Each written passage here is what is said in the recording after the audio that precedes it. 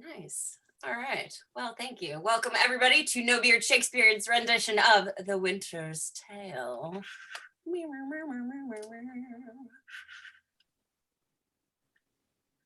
Act 1, Scene 1, the great room in Leontes' palace. Leontes, Hermione, Mamillius, Polixenes, and all attendants. Much celebration and mingling. Camillo steps forward, talking to an attendant of Polixenes, as Leontes and Polixenes talk and laugh. Cecilia cannot show himself over kind to Bohemia. They were trained together in their childhoods, and there rooted betwixt them such an affection which cannot choose but branch now. Since their more mature dignities and royal necessities made separation of their society, their encounters, though not personal, have been royally attorneyed with interchange of gifts, letters, loving embassies, that they have seemed to be together, though absent, shook hands as over a vast, and embraced as it were from the ends of opposed winds. The heavens continued their loves.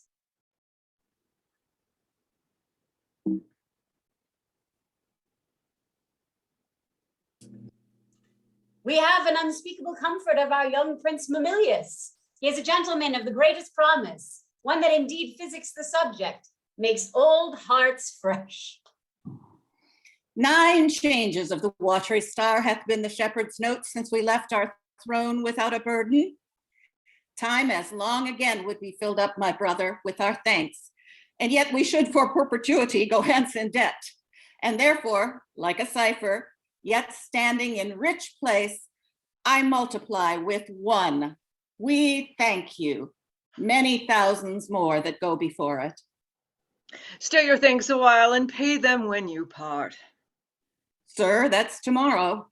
I am questioned by my fears of what may chance or breed upon our absence. Besides, I stay to tire your royalty. We are tougher, brother, than you can put us to it. No longer stay. 1 7 night longer? Very soon, tomorrow. We'll part the time betweens then, and in that I'll no objection. Press me not, beseech you so. There is no tongue that moves, none in the world, so soon as yours could win me. But my affairs do drag me homeward, which to hither, were your love a whip to me, my stay to you a charge and trouble. To save both, farewell, our brother. Tongue-tied, our queen, speak you. I had thought, sir, to have held my peace until you had drawn oaths from him not to stay. You, sir, charge him too coldly. Tell him you are sure all in Bohemia is well. This satisfaction, the bygone day proclaimed. Say this to him, he's beat from his best word. Well said, Hermione. To tell he longs to see his son were strong, but let him say so then, and let him go. But let him swear so, and he shall not stay. We'll thwack him hence with distaffs. Yet of your royal presence, I'll adventure the borrow of a week. When at Bohemia you take my lord, I'll give him my commission to let him there a month behind the time prefixed for parting. Yet good deed, Leontes, I love thee, not a jar the clock behind. What lady, she her lord? You'll stay? No, madam. Nay, but you will. I may not, verily. Verily? You put me off with limber vows. But I, though you would seek to unsphere the stars with oaths, should yet say, sir, no going. Verily, you shall not go. A lady's verily is as potent as a lord's. Will you go yet? My prisoner or my guest? By your dread verily, one of them you shall be. Your guest then, madam. To be your prisoner should import offending, which is for me less easy to commit than you to punish. Not your jailer then, but your kind hostess. Come, I'll question you of my lord's tricks and yours when you were boys. You were pretty lordings then. We were, fair queen, 2 lads that thought there was no more behind but such a day tomorrow as today, and to be boy eternal. Was not my lord the verier wag of the two? We were as twin lambs that did trust in the sun and bleat the one at the other. We knew not the doctrine of ill doing, nor dreamed that any did. Had we pursued that life with stronger blood, we should have answered heaven boldly, not guilty. By this we gather you have tripped since. Oh, my most sacred lady, temptations have since then borne to us, for in those unfledged days was my wife a girl. Your precious self had then not crossed the eyes of my young playfellow. Grace to boot. Of this make no conclusion, lest you stay your queen and I are devils. Yet go on. The offenses we have made you do will answer. If you first sinned with us, and that with us you did continue fault, and that you slipped not with any but with us. Is he won yet? He'll stay, my lord. At my request, he would not. Hermione, my dearest, thou never spokest to better purpose. Never? Never but once. What have I twice said well? When was it before? My last good deed was to entreat his stay. What was my first? It has an elder sister, or I mistake you, or would her name were Grace. But once before I spoke to the purpose. When? Nay, let me have it, I long. Why, that was when 3 crabbed months had soured themselves to death, ere I could make thee open thy white hand and clap thyself, my love. Then didst thou utter, I am yours forever. 'Tis Grace indeed. Why, lo you now, I have spoke to the purpose twice. The one forever earned a royal husband, and the other for some while a friend.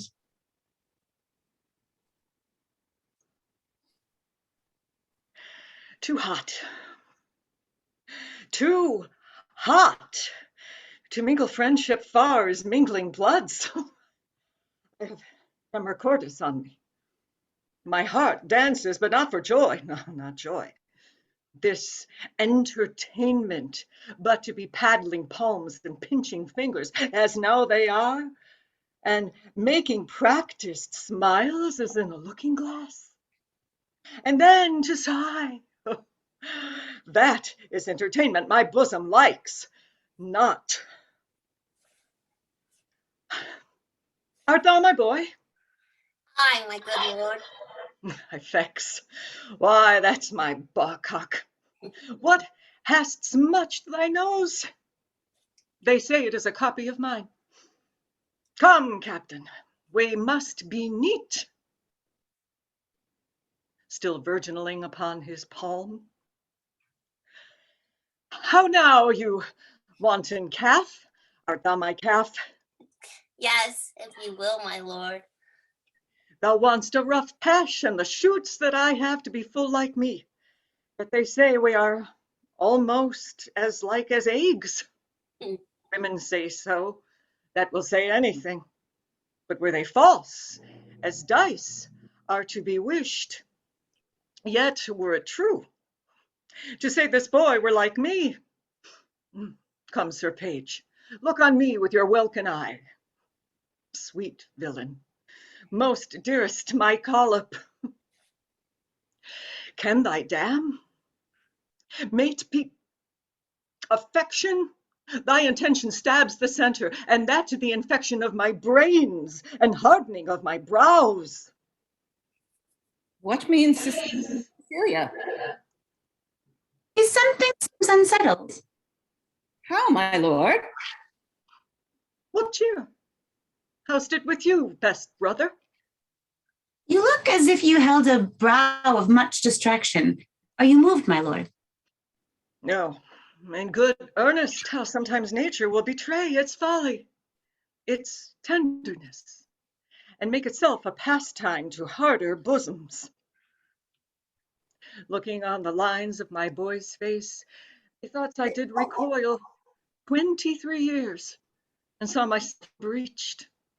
How like methought I then was to this colonel, this squash, this gentleman, mine honest friend, Will you take eggs for money?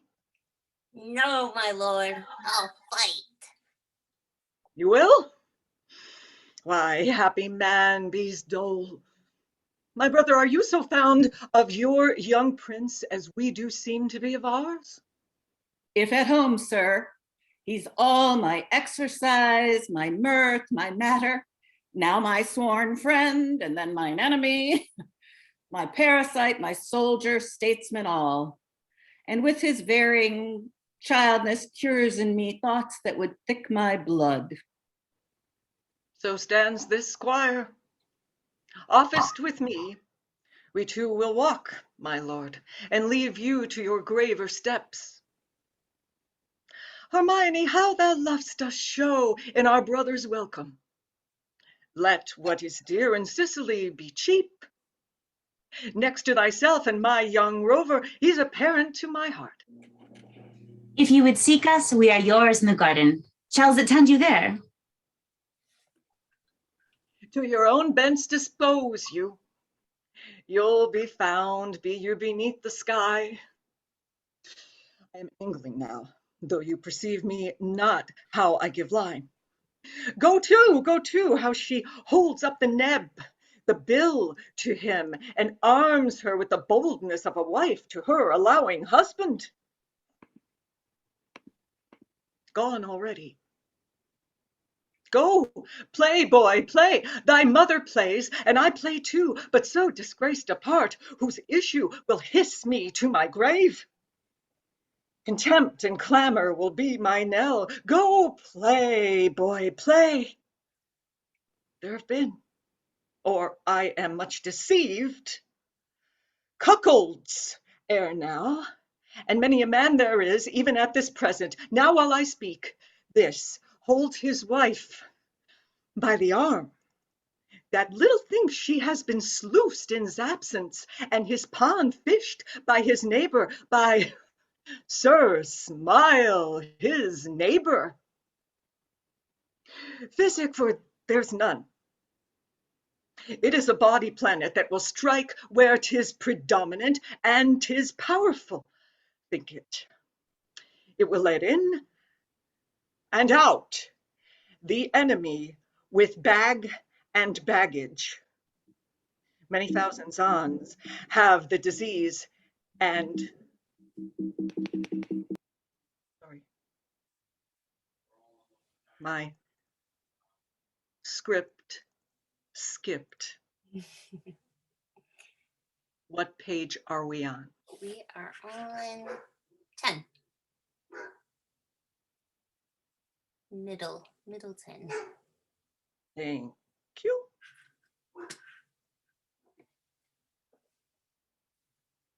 It will let in and out the enemy with bag and baggage. Many thousand ons have the disease and feel it not. How now, boy? I'm like you, they say. Why, that's some comfort. What, Camillo there? Aye, my good lord. Good play, Mamillius. Thou art an honest man. Camillo, this great sir will yet stay longer.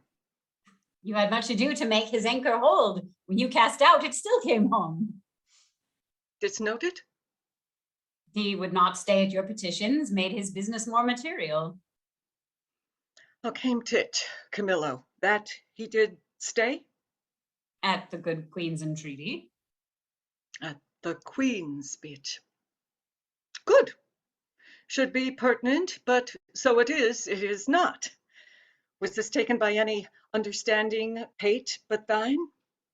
Where thy conceit is soaking, will draw in more than the common blocks.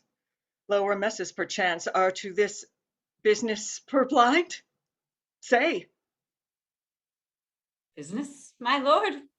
I think most understand Bohemia stays here longer. Aye, but why? To satisfy your highness and the entreaties of our most gracious mistress. Satisfy. The entreaties of your mistress satisfy? Let that suffice. I have trusted thee, Camillo, with all the nearest things to my heart, as well my chamber councils, wherein, priest-like, thou hast cleansed my bosom. But seems I have been deceived in thy integrity, deceived in that which seems so. Be it forbid, my lord. To bide upon it. Thou art not honest, or if thou inclinest that way, thou art a coward, a servant grafted in my serious trust and therein negligent, or else a fool that seest a game played home, the rich state gone, and taketh it all for jest. My gracious lord, I may be negligent, foolish, and fearful. In every one of these, no man is free, and oft infects the wisest. These, my lord, are such allowed infirmities that honesty is never free of. But beseech your grace, be plainer with me. Let me know my trespass by its own visage. If I then deny it, 'tis none of mine. Had not you seen Camillo, but that's past doubt. You have, or your eyeglass is thicker than a cuckold's horn, or heard. My wife is slippery. If thou wilt confess, or else be impudently negative, to have nor eyes, nor ears, nor thought, then say my wife's a hobby horse, deserves a name as rank as any flax wench that puts two before her throat fight. Say it and justify it. I would not be a stander by to hear my sovereign mistress clouded so without my present vengeance taken. True my heart, you never spoke what did become you less. Is whispering nothing? Is leaning cheek to cheek, is meeting noses, kissing with inside lip, stopping the career of laughter with a sigh? A notable note infallible of breaking honesty? Oh, is this nothing? Why then the world and all that's in it is nothing. The covering sky is nothing. Bohemia is nothing. My wife is nothing. Nor nothing have these nothings if this be nothing. Good my lord, be cured of this diseased opinion, and betimes, for 'tis most dangerous. Say it be 'tis true. No, no, my lord. It is. You lie. You lie. I say thou liest, Camillo, and I hate thee as a mindless slave. Were my wife's liver infected as her life, she would not live the running of one glass. Who does infect her? Why, he that wears her like her medal, hanging about his neck, Bohemia, who, if I had servants true about me, they'd do that which should undo more doing. Ay, and thou, his cup-bearer, mightst bespice a cup to give mine enemy a lasting wink. I could do this, and that with no rash poison, but with a lingering dram that should not work maliciously like poison. But I cannot believe this crack to be in my dread mistress, so sovereignly being honorable. I have loved thee. Make that thy question and go rot. Dost think I am so muddy, so unsettled, to appoint myself in this vexation, sully the purity and whiteness of my sheets? Give scandal to the blood of the prince my son, who I do think is mine, and love as mine, without right moving to't. Would I do this? Could man so blench? I must leave you, sir. I do. and will fetch off Bohemia for it, provided that when he's removed, your highness will take again your queen as yours at first, even for your son's sake, and thereby foresealing the injury of tongues in courts and kingdoms known and allied to yours. Thou dost advise me, even so as mine own course have set down. I'll give no blemish to her honor, none. My lord, go then, and with a countenance as clear as friendship wears at feasts, keep with Bohemia and with your queen. I am his cupbearer. If from me he have wholesome beverage, account me not your servant. This is all. Do it, and thou hast the one half of my heart. Do't not, thou splittest thine own. I'll do it, my lord.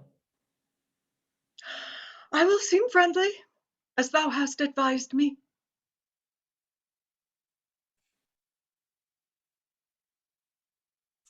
Oh, miserable lady. But for me, what case stand I in? I must be the poisoner of good Polixenes, and my ground to do it is the obedience to a master, one who in rebellion with himself will have all that are his so too. To do this deed, promotion follows. If I could find an example of thousands that had struck anointed kings and flourished after, I'd not do it. I must forsake the court. To do it or no is certain, to me, a breakneck. Happy star, reign now. Here comes Bohemia. This is strange, methinks. My favor here seems to warp. Not speak? Good day, Camillo. Hail, most royal sir. What is the news in the court? None rare, my lord. The king hath on him such a countenance as he had lost some province and a region, loved as he loved himself. Even now I met him with customary compliment when he, wafting his eyes to the contrary and falling a lip of much contempt, speeds from me, and so leaves me consider what is breeding that changes thus his manner. I dare not know, my lord. How dare not? Do not? Do you know and dare not? Be intelligent to me, good Camillo. Your changed complexions are to me a mirror, which shows me mine change too. For I must be a party in this altercation, finding myself thus altered with it. There is a sickness which puts some of us in distemper, but I cannot name the disease. And it is caught of you that yet are well. How caught of me? I have looked on thousands who have sped the better by my regard, but killed none so. Camillo, if you know aught which does behoove my knowledge, thereof to be informed, imprison it not in ignorant concealment. I may not answer. A sickness caught of me, and yet I well? I must be answered. Dost thou hear, Camillo? I conjure thee by all the parts of man, which honor does acknowledge, whereof the least is not this suit of mine, that thou declare what indecency thou dost guess of harm is creeping toward me. How far off? How near? Which way to be prevented? If to be, if not, how best to bear it? Sir, I will tell you, since I am charged in honor, and by him that I think honorable.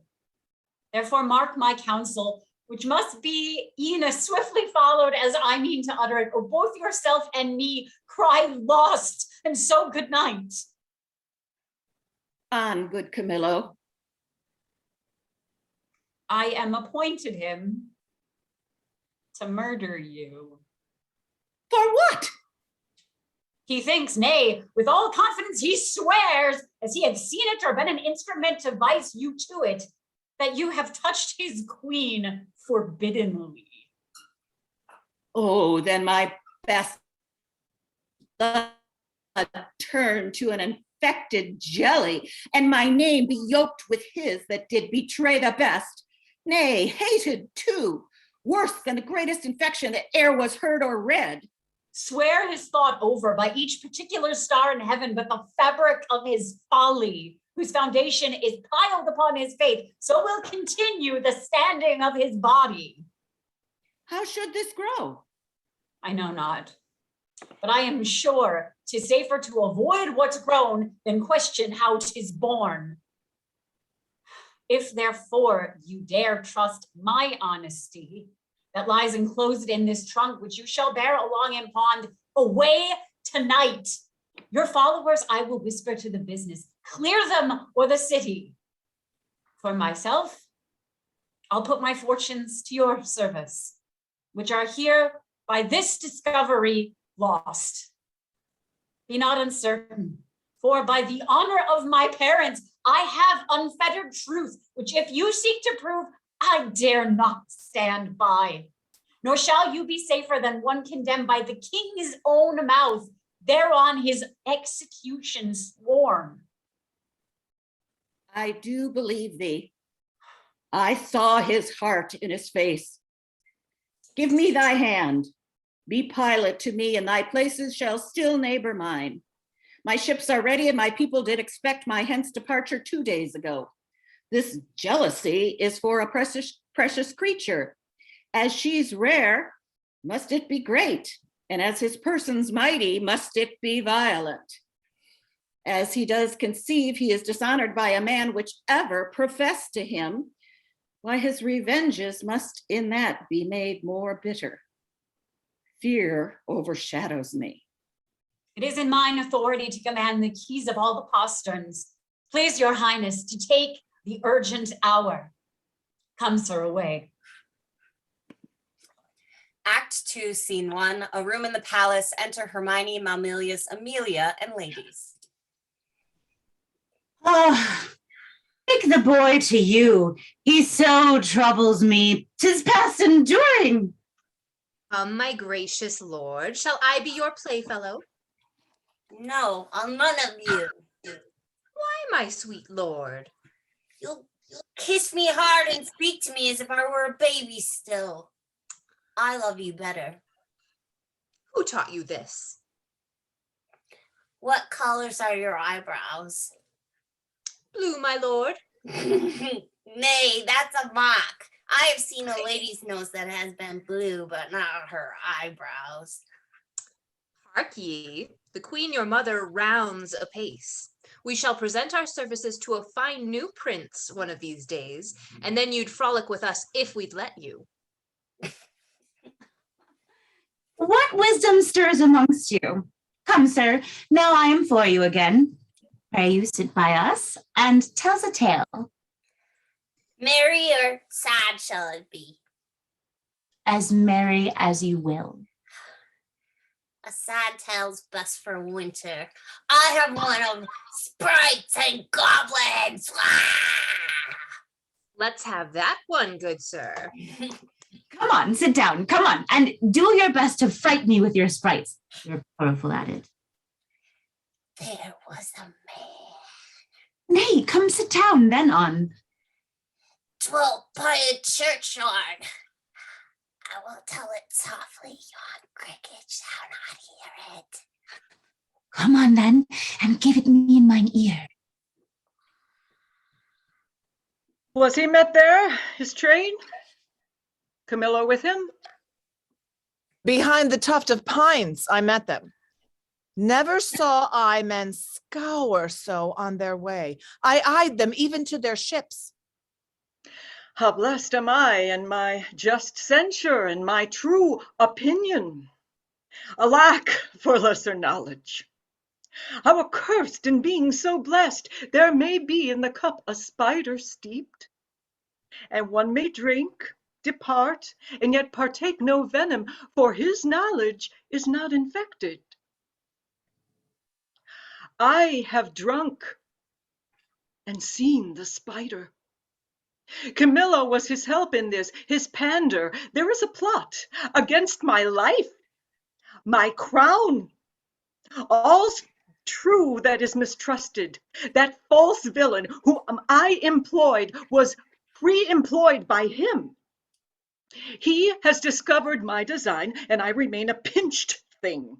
Yea, a very trick for them to play at will.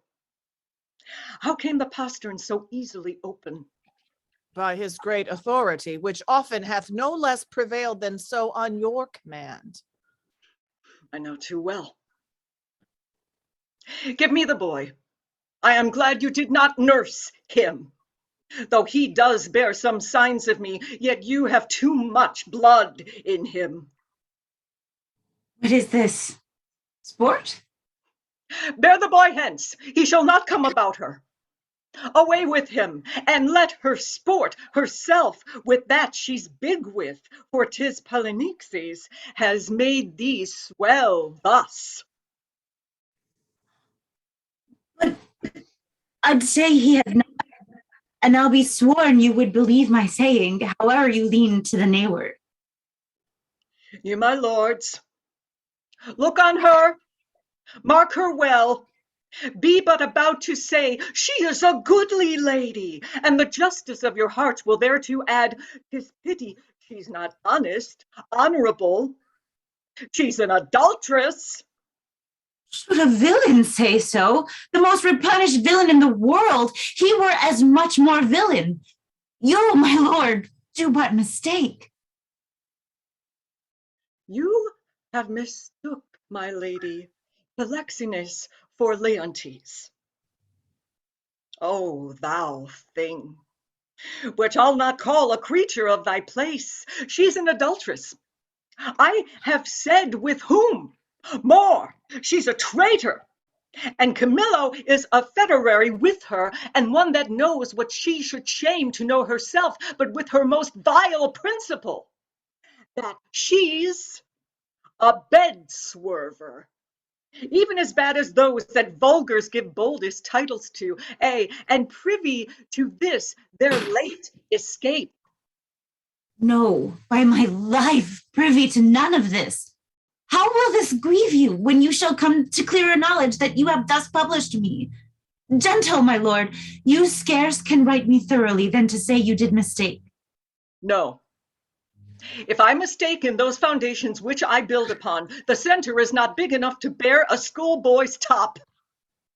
Away with her to prison. He who shall speak for her is a far off guilty, but that he speaks. There is some ill plan it reigns. I must be patient till the heavens look with an aspect more favorable. Good my lords, I am not prone to weeping as our sex commonly are, beshrew it. But I have the honorable grief lodged here, which burns worse than tears drown. Beseech you all, my lords, with thoughts so qualified as your charity shall best instruct you, measure me, and so the king's will be performed. Shall I be heard? Who is it that goes with me? Beseech your highness, my women be with me, for you see, my plight requires it. Do not weep, good fools, there is no cause. When you shall know your mistress has deserved prison, then abound in tears. As I come out, this action I now go on is for my better grace. And you, my lord, I never wished to see you sorry. Now I trust I shall. My women, come, you have leave. Go, do our bidding. Hence! Beseech your highness, call the queen again. Be certain what you do, sir, lest your justice prove violence, in the which three great ones suffer. Yourself, your queen, your son? For her, my lord, I dare my life lay down, and will do it, sir, please you accept it, that the queen is spotless in the eyes of heaven and to you. I mean in this which you accuse her of.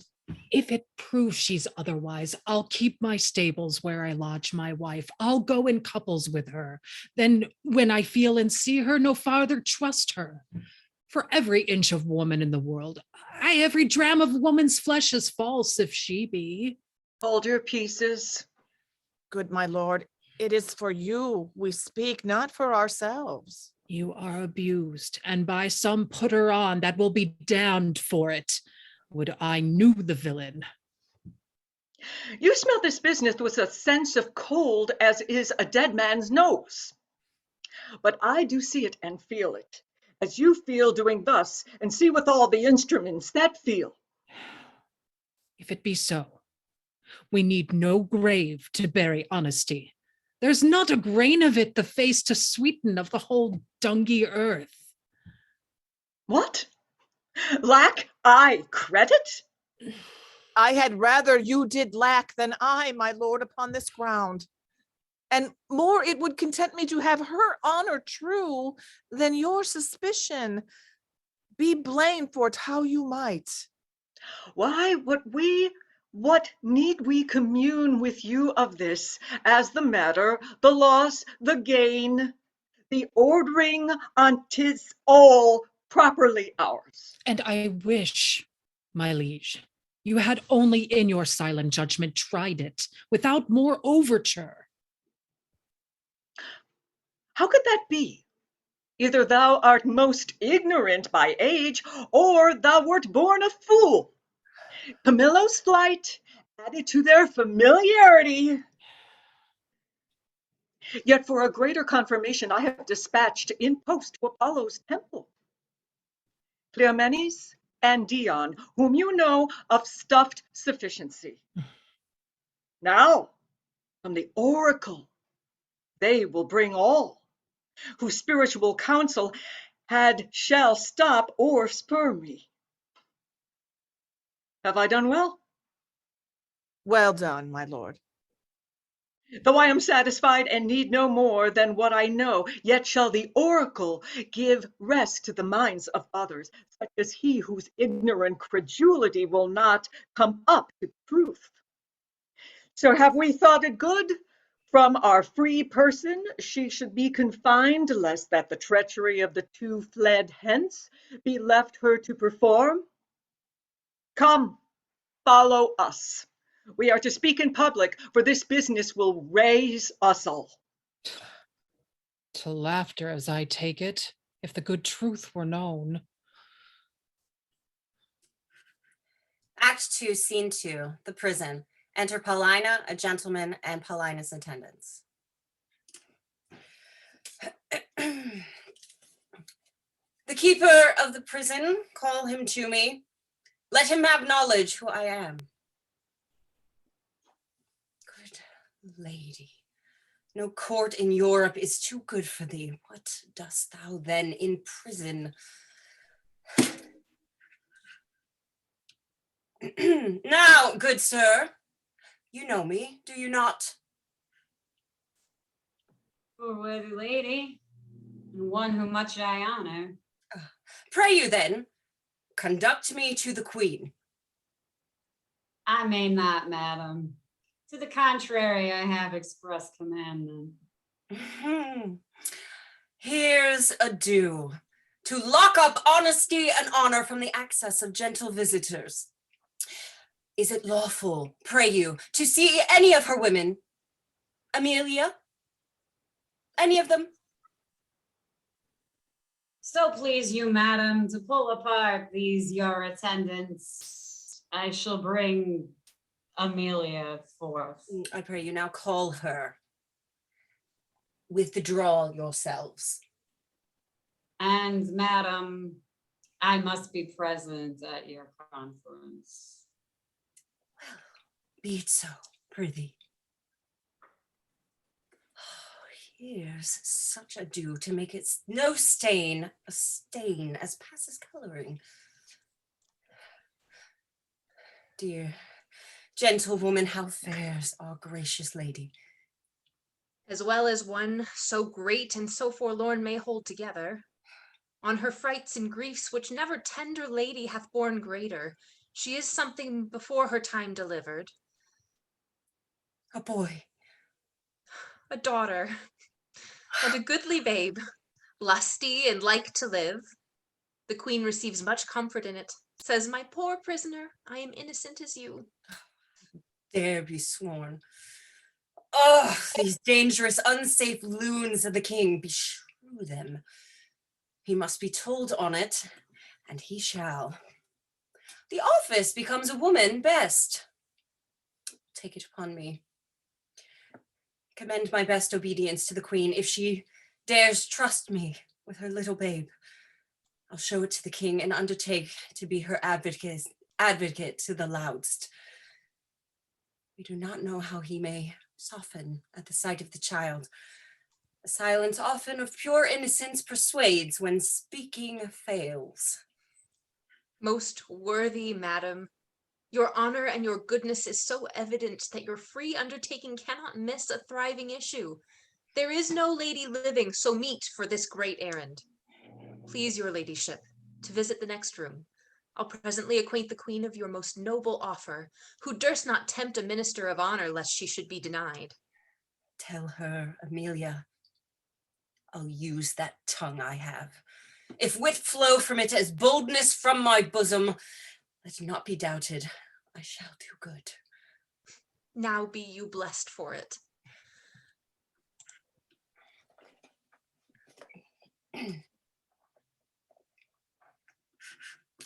What?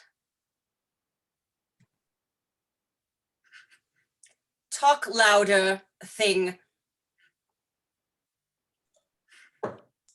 If it please send the queen to send the babe, I know not which I shall incur to pass it, having no warrants. You need not fear it, sir. This child was a prisoner to the womb and is by law in process of great nature, thence freed and enfranchised. Not a party to the anger of the king, not guilty of, if any be, the trespass of the queen. I do believe it. Do not you fear. Upon mine honor, I will stand betwixt you and danger.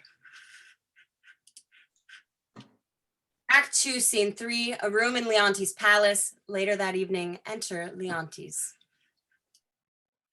Nor night nor day, no rest. It is but weakness to bear the matter thus, mere weakness. If the cause were not in being, part of the cause, she the adulteress, for the harlot king is quite beyond mine arm, out of the plank and level of my brain, plot-proof. But she I can hook to me. Say that she were gone, given to the fire, a moiety of my rest might come to me again. Who's there? My lord. How does the boy? He took good rest tonight. 'Tis hoped his sickness is discharged. To see his nobleness, conceiving the dishonor of his mother. He straight declined, drooped, took it deeply, fastened and fixed the shame on it in himself, threw off his spirit, his appetite, his sleep, and downright languished. Leave me solely. Go, see how he fares.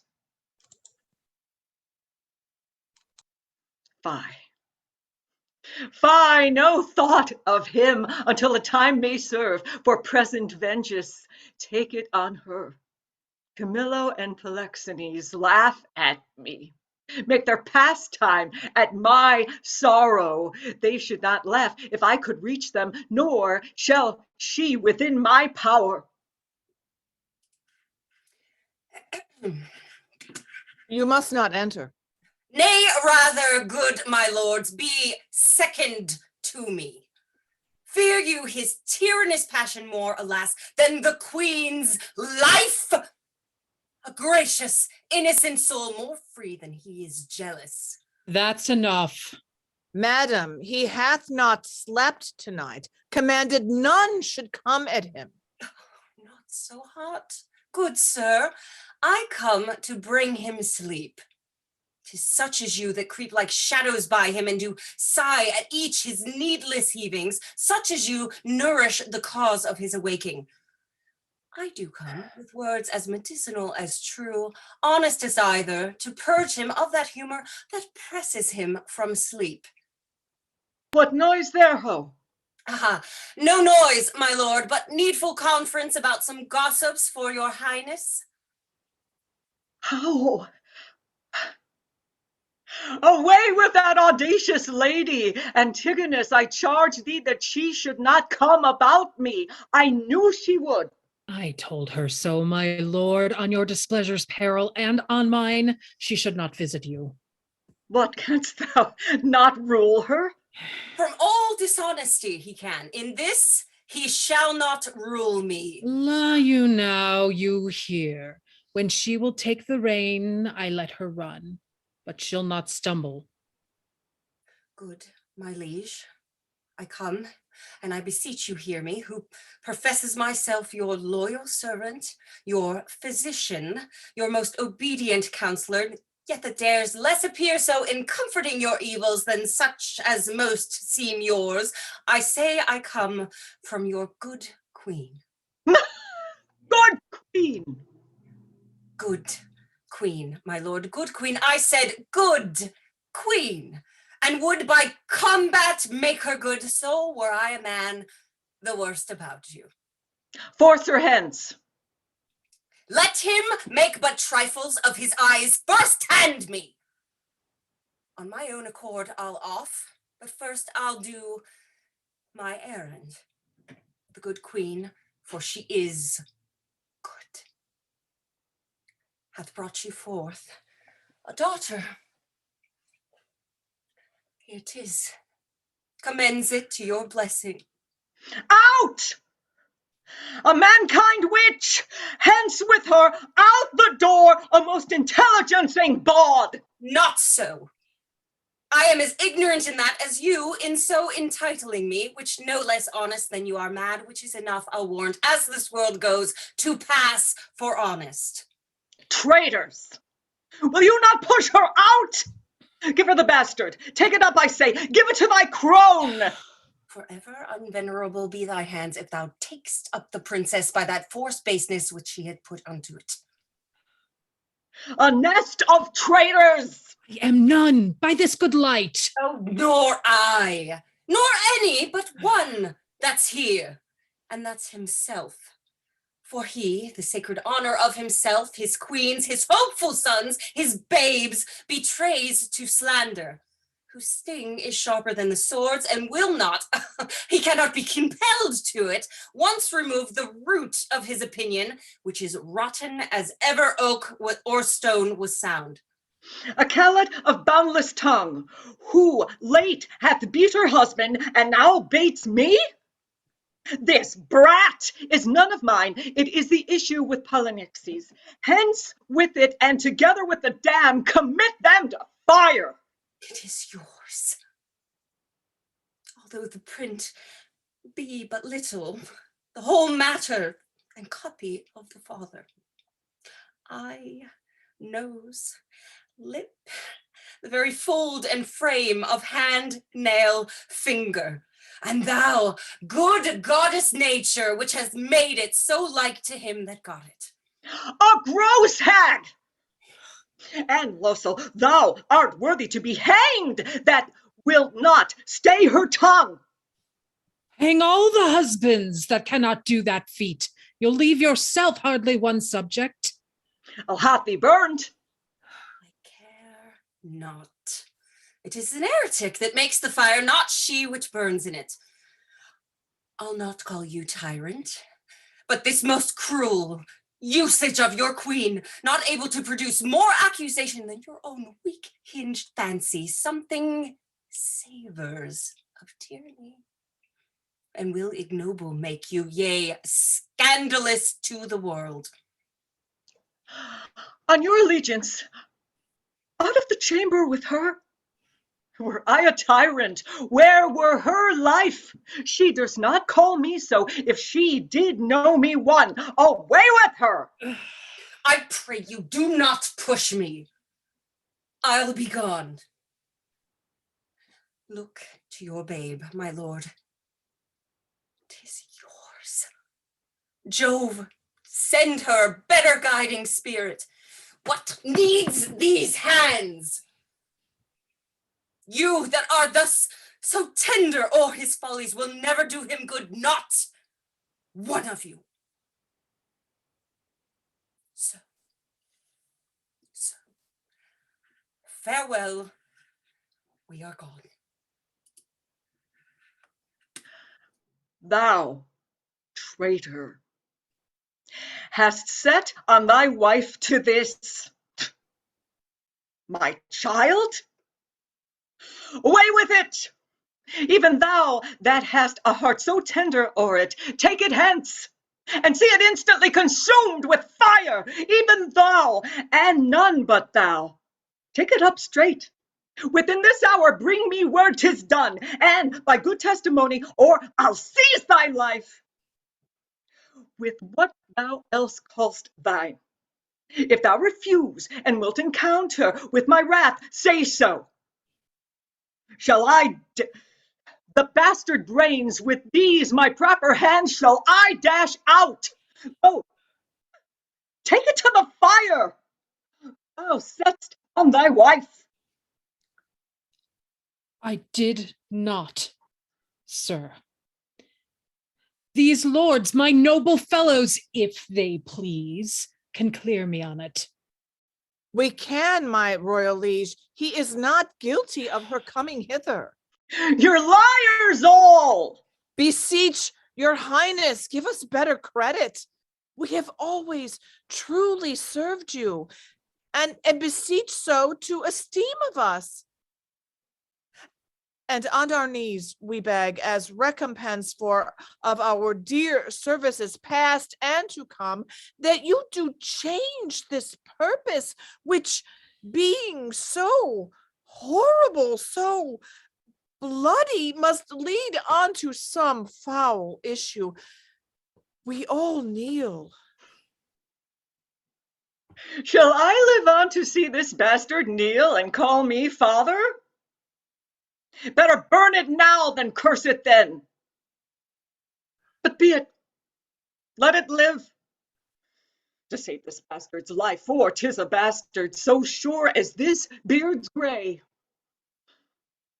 What will you adventure to save this brat's life?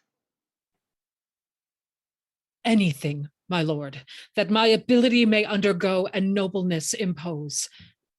At least this much, I'll pawn the little blood which I have left to save the innocent. Anything possible. It shall be possible. Swear by this sword, thou wilt perform my bidding. I will, my lord. Mark and perform it, seest thou, for the frail of any point in it shall not only be death to thyself, but to thy lewd-tongued wife, whom for this time we pardon. We enjoin thee, as thou art liegeman to us, that thou carry this female bastard hence, and that thou bear it to some remote and desert place quite out of our dominions, and that there thou leave it. I swear to do this, though a present death had been more merciful. Come on, poor babe. Some powerful spirit instruct the kites and ravens to be thy nurses. Wolves and bears, they say, casting their savageness aside, have done like offices of pity. Sir, be prosperous in more than this deed does require, and blessing against this cruelty fight on thy side. Poor thing, condemned to loss. Oh, please your highness, posts from those you sent to the oracle are come an hour since. Cleomenes and Dion, being well arrived from Delphos, are both landed. The great Apollo suddenly will have the truth of this up here. Prepare you, lords. Summon a session, that we may arraign our most disloyal lady, for as she hath been publicly accused, so shall she have a just and open trial. While she lives, my heart will be a burden to me. Leave me, and think upon my bidding. Act 3, Scene 1, the Court of Justice. Enter Leontes, lords, and officers. This sessions to our great grief we pronounce, even pushes against our heart. The party tried, the daughter of a king, our wife, one of us too much beloved. Let us be cleared of being tyrannous, since we so openly proceed in justice, which shall have due course even to the guilt or the purgation. Produce, prisoner. Read the indictment. Hermione, queen to the worthy Leontes, king of Sicilia, thou art here accused and arraigned of high treason, in committing adultery with Polixenes, king of Bohemia, and conspiring with Camillo to take away the life of our sovereign lord the king, thy royal husband, the pretense whereof by circumstances partly laid open, thou, Hermione, contrary to the faith and allegiance of a true subject, didst counsel and aid them for their better safety to fly away by night. Since what I am to say must be that which contradicts my accusation, and the testimony on my part no other but what comes from myself, it shall scarce boot me to say not guilty. Mine integrity, being counted falsehood, shall, as I express it, be so received. But thus, if powers divine behold our human actions as they do, I doubt not then, but innocence shall make false accusation blush, and tyranny tremble at patience. You, my lord, best know, whom least will seem to do so. My past life hath been as continent, as chaste, as true, as I am now unhappy. Behold me, mother to a hopeful prince, here standing to prate and talk for her life. So I appeal to your own conscience, sir. Before Polixenes came to your court, how I was in your grace, how merited to be so. Since he came with what encounter so uncurrent I have strained to appear thus. You will not own it. Which comes to me in name of fault, I must not at all acknowledge. For Polixenes, with whom I am accused, I do confess I loved him as in honor required. With such a kind of love as might become a lady like me, with a love even such, so and no other as yourself commanded, which not to have done, I think, had been in me both disobedience and ingratitude to you and toward your friend.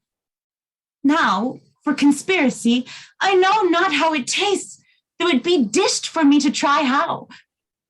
All I know of it is that Camillo was an honest man, and why he left your court, the gods themselves, wotting no more than I, are ignorant. You knew of his departure, as you know what you have undertaken to do in his absence. Sir, you speak a language that I understand not. You had a bastard by Polixenes, and I but dreamed it. As you were past all shame, those of your fact are so past all truth. Thy brat hath been cast out, like to itself, no father owning it, which is indeed more criminal in thee than it. So thou shalt feel our justice, in whose easiest passage look for no less than death. Sir, spare your threats. The bug which you would fright me with, I seek. To me, can life be no commodity? The crown and comfort of my life, your favor, I do grieve lost, for I do feel it gone, but know not how it went. My second joy and first fruits of my body, from his presence I am barred like one infectious. My third comfort, stirred most unluckily, is from my breast, haled out to murder, myself on every post proclaimed a strumpet, with immodest hatred to the child bed, privilege denied, which longs to women of all fashion. Lastly, hurried here to this place in the open air, before I have got strength of limit. Now, my liege, tell me what blessings I have here alive, that I should fear to die. Therefore proceed. I do refer me to the oracle. Apollo be my judge.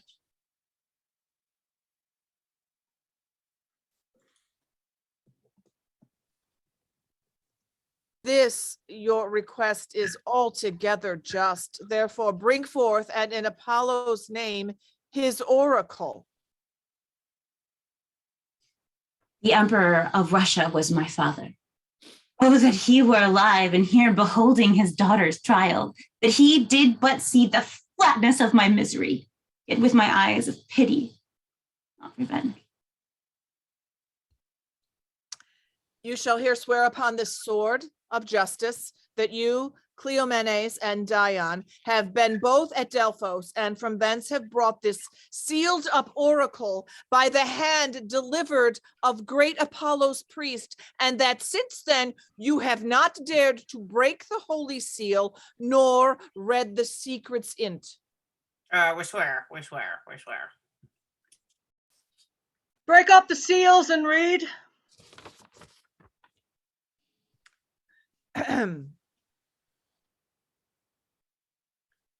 Hermione is chaste, Polixenes blameless, Camillo a true subject, Leontes a jealous tyrant, his innocent babe truly begotten, and the king shall live without an heir if that which is lost be not found. Now blessed be the great Apollo. Praised. Hast thou read truth? Aye, my lord, even so it is as it is here set down. There is no truth at all in the oracle. The sessions shall proceed. This is mere falsehood.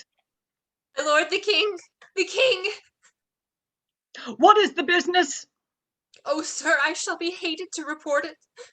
The prince, your son, with mere conceit and fear of the queen's speed, is gone. Oh. How? Gone? Dead. Apollo's angry, and the heaven themselves do strike at my injustice. How now there? This news is mortal to the queen. Look down and see what death is doing. Take her hence. Her heart is but o'ercharged. She will recover. I have too much believed mine own suspicion. Beseech you tenderly apply to her some remedies for life. Apollo, pardon my great profaneness against thine oracle. I'll reconcile me to Polixenes. New, woo my queen. Recall the good Camillo, whom I proclaim a man of truth, of mercy, for being transported by my jealousies to bloody thoughts and revenge. Woe the while! Go, cut my lace, lest my heart cracking it break too.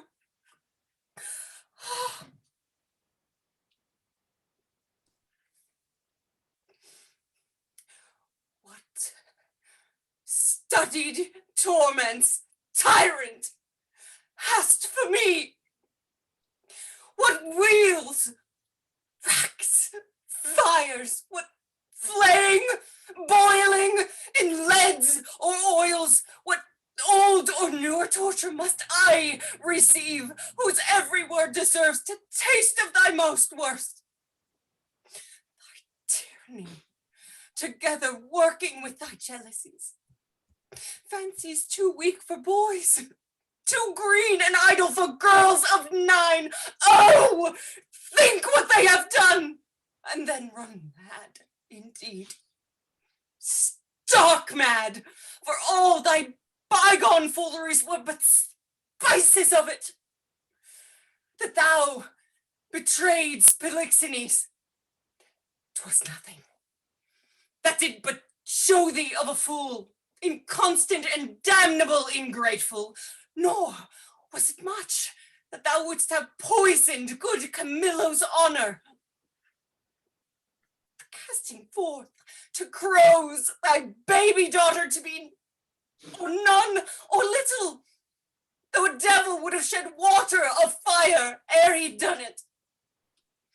Nor is it directly laid to thee the death of the young prince, whose honorable thoughts high for one so tender, cleft the heart that could conceive a gross and foolish sire, blemished his gracious dam. This is not, no, laid to thy answer, but the last. Oh, Lord, would I have said cry woe? The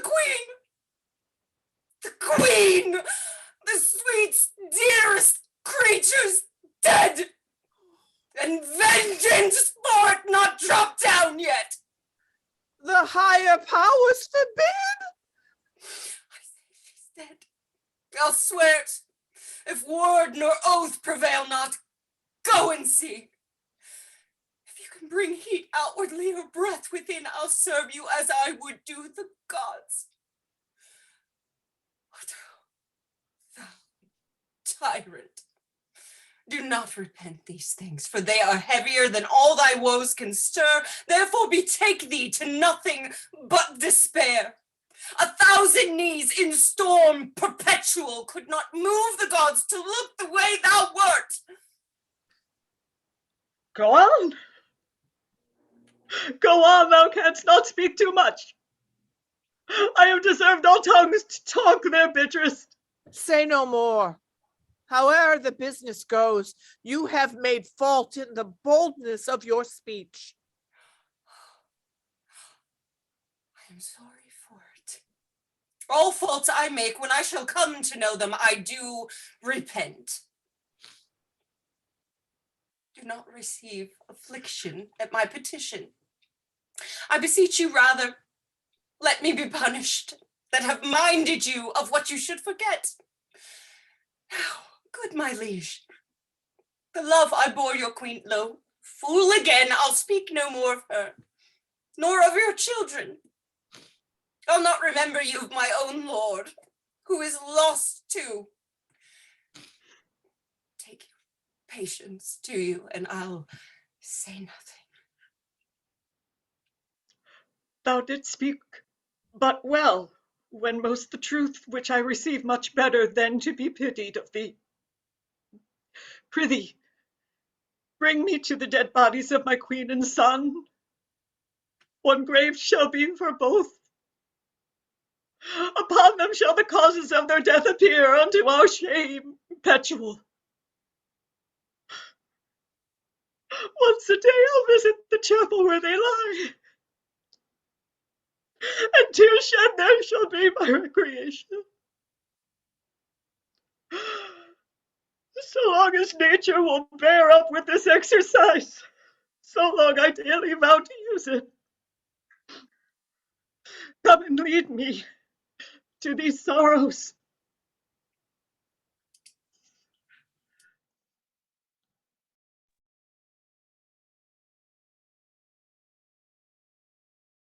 Act 3, Scene 3, the shores of Bohemia. Enter Antigonus with the baby and mariner. The heavens with that we have in hand are angry and frown upon us. Go, get aboard. I'll not be long before I call upon thee. Make your best haste, and go not too fair in the land. 'Tis like to be loud weather. I'll follow instantly. I'm glad at heart to be so rid of the business.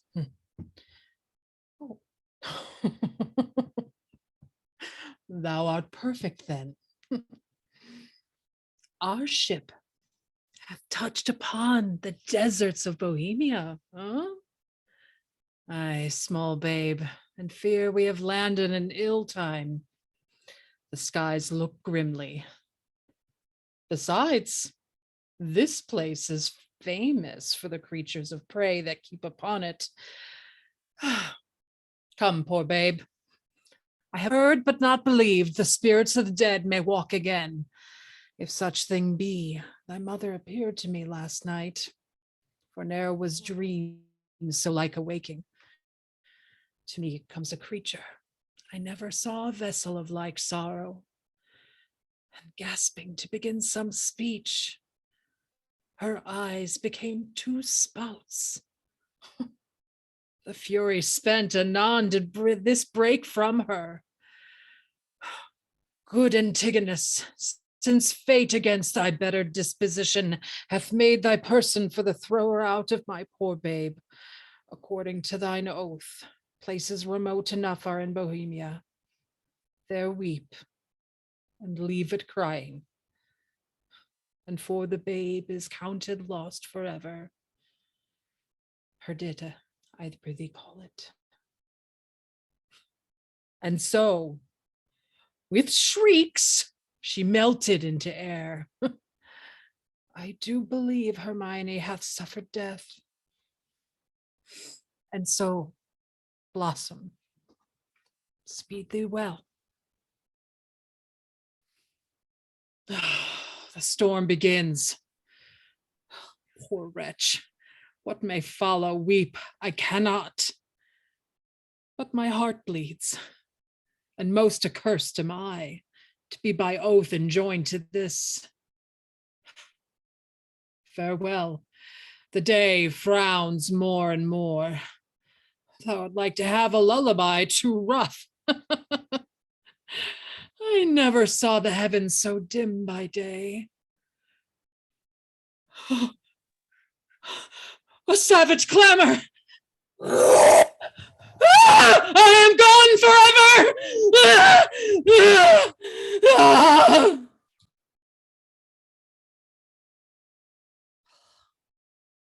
They have scared away two of me best sheep, which I fear the wolf will sooner find than the master. Good luck and be thy will. What have we have here? Oh, mercy on the child. Oh, a very pretty one too. A very pretty one. A boy or a girl, I wonder. Oh, though I am not bookish, yet can I read waiting gentlemen, women in the scape. This has been some stair work, some trunk work, some behind door work. Well, they were warmer that got this than the poor thing is here. I'll take it up for pity. Yeah, I'll tarry till me son come. He hallowed, but even now, woo, hoo, hoo.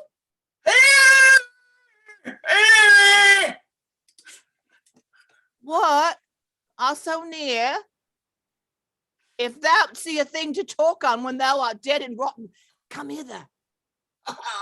What ails thou, man? I've seen two such sights by sea and by land. Why, boy, how is it? The most piteous cry the poor souls. Sometimes to see 'em and not to see 'em.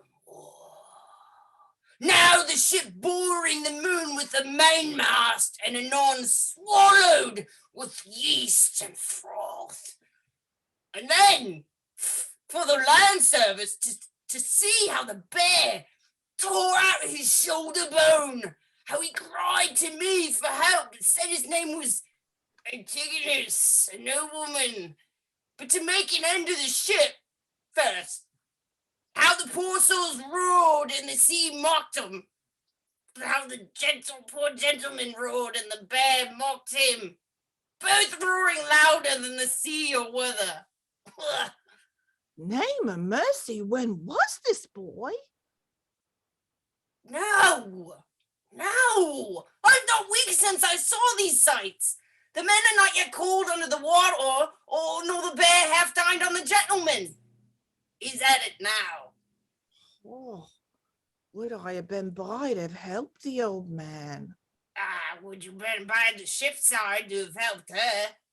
Oh, heavy matters. Heavy matters. But look, thee here, boy. Now bless thyself.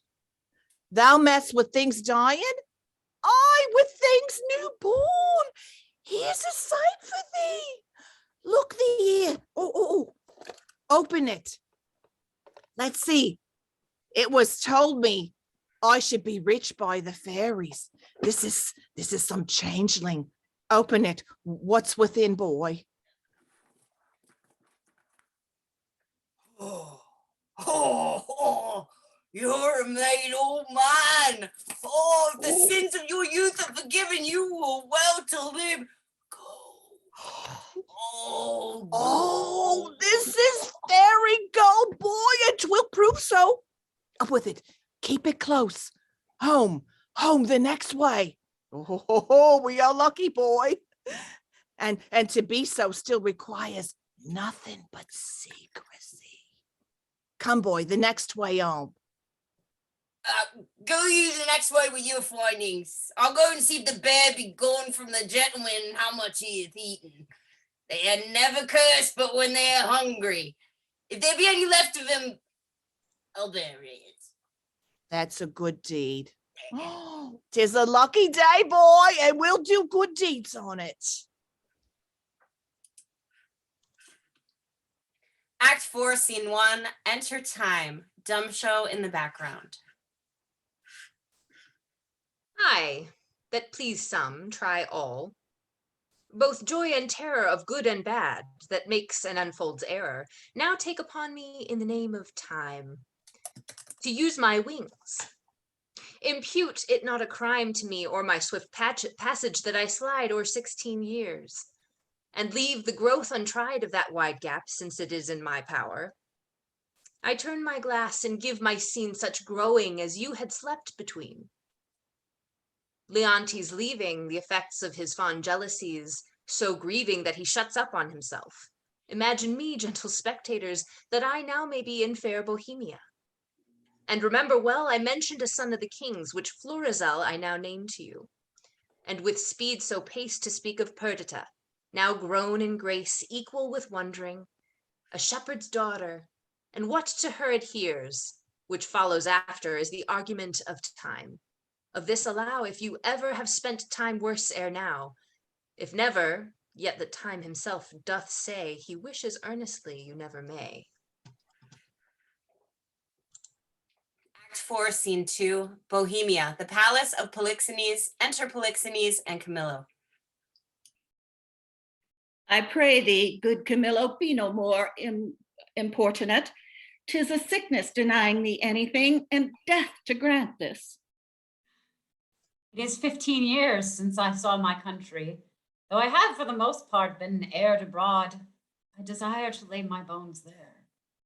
Besides, the penitent king, my master, hath sent for me, to whose feeling sorrows I might be some comfort. Or I o'erween to think so, which is another spur to my departure. As thou lovest me, Camillo, wipe not out the rest of thy services by leaving me now. The need I have of thee, thine own goodness hath made. Thou, having made me businesses which none without thee can sufficiently manage, must stay to execute them. The very services thou hast done, which I have not considered enough as too much, I cannot. To be more thankful to thee shall be my study. Of that fatal country, Sicilia, prithee speak no more, whose very naming punishes me with the remembrance of that king, my brother, whose loss of his most precious queen and children are even now to be afresh lamented. Say to me, when sawest thou Prince Florizel, my son? Sir, it is 3 days since I saw the prince. What his happier affairs may be are to me unknown, but I have missingly noted he is of late much retired from court and is less frequent to his princely exercises than formerly he hath appeared. I have considered so much, Camillo, and with some care So far, I have eyes under my service which look upon his removedness, from whom I have this intelligence, that he is seldom from the house of a most homely shepherd. A man, they say, that from very nothing and beyond the imagination of his neighbors is grown into an unspeakable estate. I have heard, sir, of such a man who hath a daughter of most rare note. The report of her is extended more than can be thought to begin from such a cottage. That's likewise part of my intelligence, but I fear the angle that plucks our son thither. Thou shalt accompany us to the place where we will, not appearing what we are, have some question with the shepherd. Prithee be my present partner in this business and lay aside the thoughts of Cecilia. I willingly obey your command. My best Camillo, we must disguise ourselves. Act 4, Scene 3, the road near the shepherd's cottage. Enter Autolycus. I have served Prince Florizel, and in my time wore 3 pile.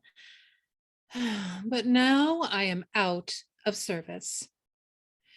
But shall I go mourn for that, my dear? The pale moon shines by night, and when I wander here and there, I then do most go right. My father named me Autolycus, who being, as I am, littered under Mercury, was likewise a snapper up of unconsidered trifles, and my revenue is the silly cheat, beating and hanging our terrors to me. For the life to come, I sleep out the thought of it. A prize! A prize! If the spring hold, the cock's mine. I cannot do it without counters. Let me see. What am I to buy for our sheep shearing feast? 3 pounds of sugar, 5 pounds of currants, rice. What would a sister of mine do with rice? But my father had made her mistress of the feast, and she lays it on. I must have saffron to colour the Walden pies, nutmegs, 7, a race of 2 ginger, but that I may beg. 4 pounds of prunes?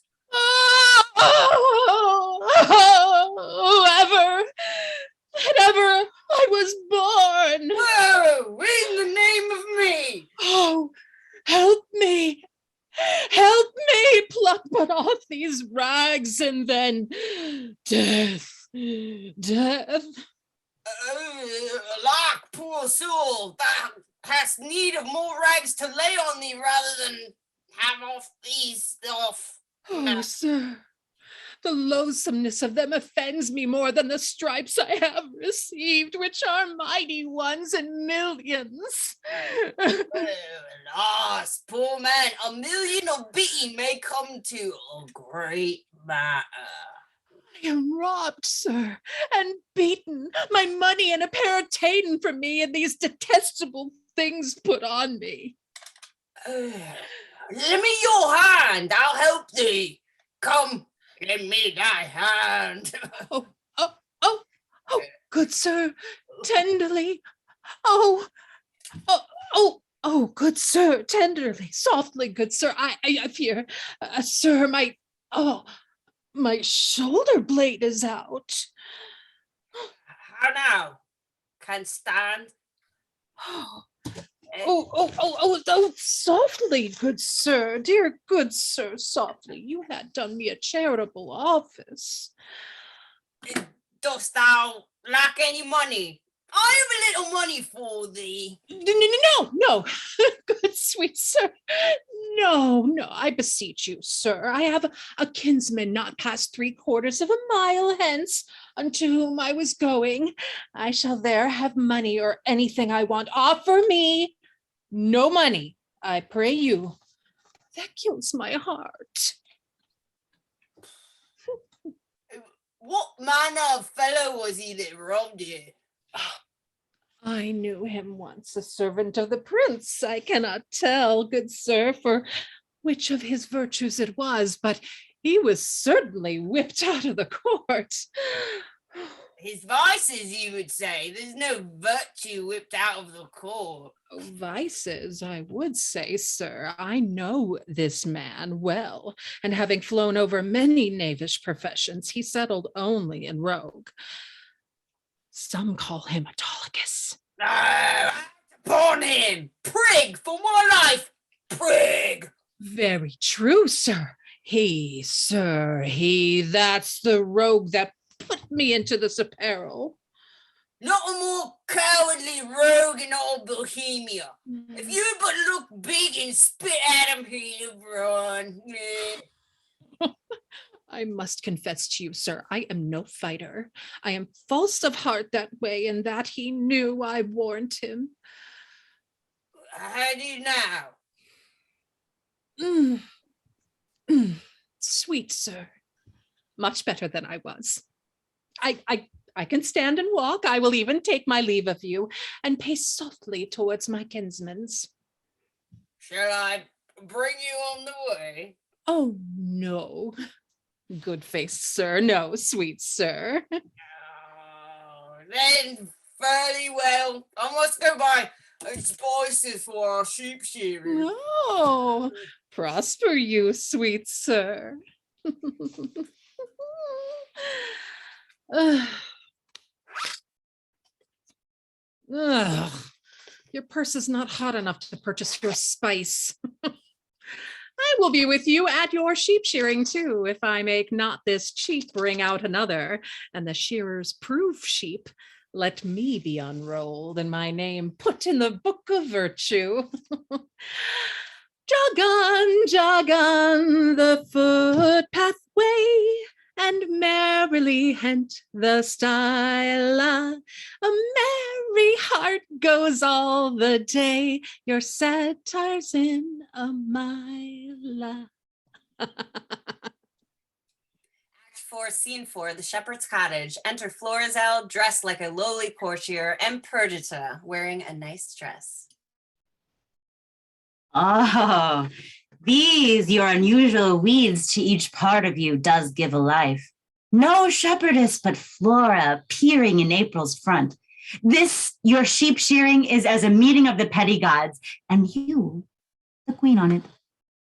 Sir, my gracious lord, to chide at your extremes it not becomes me. Oh, pardon that I name them. Your high self, the gracious mark of the land, you have obscured with a swain's wearing, and me, poor lowly maid, most goddess-like pranked up. And I should blush to see you so attired, swoon, I think, to show myself a glass.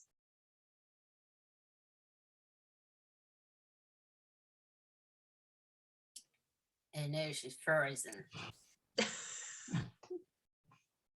Show myself a glass. I bless the time when my good falcon made her flight across thy father's ground. Now Jove afford you cause. To me the difference forges dread. Your greatness hath not been used to fear. Even now I tremble to think your father by some accident should pass this way as you did. Oh, the fates, how would he look to see his work so noble, vilely bound up? What would he say? Or how should I, in these my borrowed flaunts, behold the sternness of his presence? Apprehend nothing but jollity. The gods themselves, humbling their deities to love, have taken the shape of beasts, yet their transformations were never for a piece of beauty rarer. Your resolution cannot hold when 'tis opposed, as it must be by the power of the king. One of these two must be necessities. Which then will speak? That you must change this purpose, or I my life? Thou dearest Perdita, with these forced thoughts I prithee, darken not the mirth of the feast. Or I'll be thine, my fair, or not my father's. For I cannot be mine own, nor to anything, if I be not thine.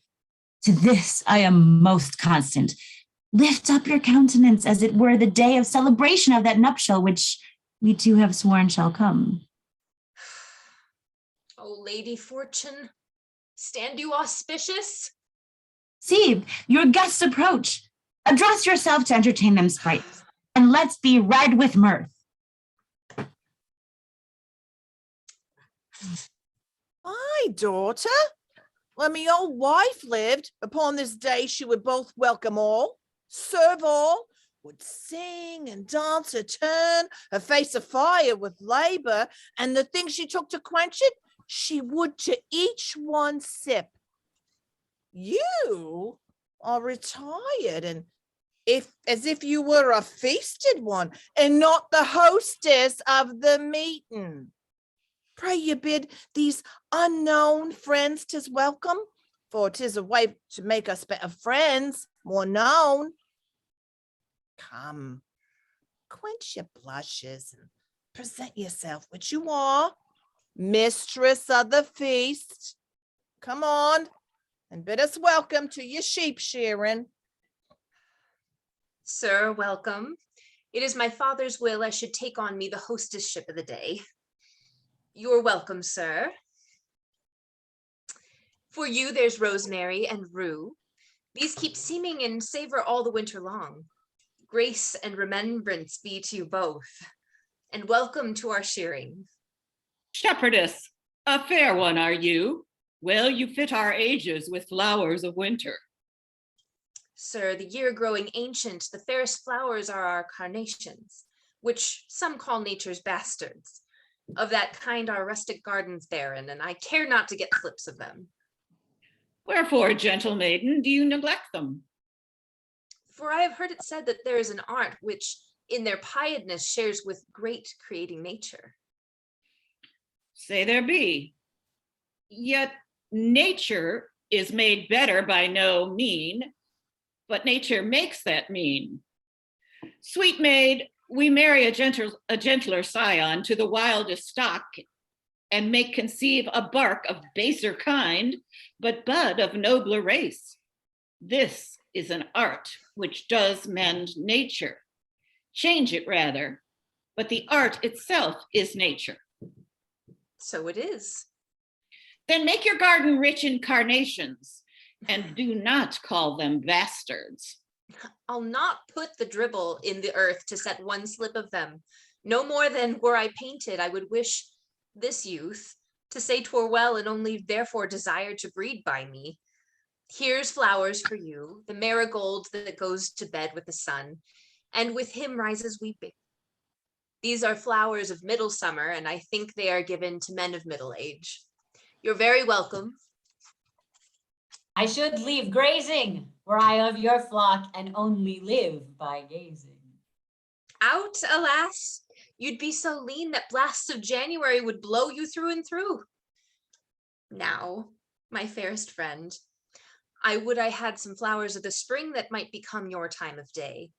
Oh, these I lack to make you garlands of, and my sweet friend to strew you o'er and o'er. What, like a corpse? No, like a bank for love to lie and play on, not like a corpse, or if not to be buried, but quick and in mine arms. Come, take your flowers. Methinks I play as I have seen them do in wits and festivals. Sure, this robe of mine does change my disposition. What you do still betters what is done. When you speak, sweet, I'd have you do it over, ever. When you dance, that you might ever do nothing but that, and own no other function. Each you're doing, so singular in each particular, crowns what you are doing in their present deeds, that all your acts are queens. Oh, Doricles, your praises are too large. But come, our dance, your hand, my Perdita, so turtles pair that never mean to part. I'll swear for him. This is the prettiest low-born lass that I ever ran on the greensward. Nothing she does or seems but smacks of something greater than herself. Too noble for this place. He tells her something that makes her blood look out. Good sooth, she is the queen of porcelain. Come on, strike up! Pray, good shepherd, what fair swain is this, which dances with your daughter? They call him Doricles, and boasts himself to have a worthy feeding. But I have it upon his good report, and I believe it. He looks like sooth. He says he loves me daughter, and I think so too. For never gaze the moon upon the water, as he'll stand and read, as 'twere my daughter's eyes. And to be plain, I think there is not a half kiss to choose who loves another best. She dances featly. So she does anything. Though I reported that should be silent. If young Doricles do light upon her, she shall bring him that which he not dreams of. Oh, her father! If you did but hear the peddler at the door, you would never dance again after tabor and pipe. He sings several tunes faster than you tell money. He has songs for man or woman of all sizes. He has the prettiest love songs for maids, so without bawdry, which is strange. This is a brave fellow. Well, prithee bring him in and let him approach singing. Or warn him that he use no scurrilous words in his tunes. Gloves as sweet as damask roses, masks for faces and for noses. Bugle, bracelet, necklace, amber perfume for a lady's chamber. Golden coifs and stomachers for my lads to give their dears. Pins and poking sticks of steel, what maids lack from head to heel. Come buy of me, come buy, buy lads, or else your lasses cry, come buy. Ah, what hath here? Ballads! Mm. Ah, pray now show some. I love a ballad in print alive, for then we are sure they are true. Well, here's one to a very doleful tune, how a usurer's wife was brought to bed of 20 money bags at a burden, and how she longed to eat adders' heads and toads carbonadoed. Bless me from marrying a usurer. Come on, lay it by, and let's first see more ballads. We'll buy the other things anon. Here's another ballad of a fish that appeared upon the coast on Wednesday, the fourscore of April, 40,000 fathom above water, and sung this ballad against the hard hearts of maids. It was thought she was a woman, and was turned into a cold fish, for she would not exchange flesh with one that loved her. The ballad is very pitiful, and as true. Lay it by too. Another. Oh, Let's have some merry ones. all right. Why, this is a passing merry one, and goes to the tune of Two Waids Wooing a Man. Oh, 'tis in request, I can tell you. We'll have this song out and on by ourselves. My father and the gentlemen are in sad talk, and we'll not trouble them. Come, bring away that pack after me. Wenches, I'll buy for you. Follow me. And you shall pay well for 'em.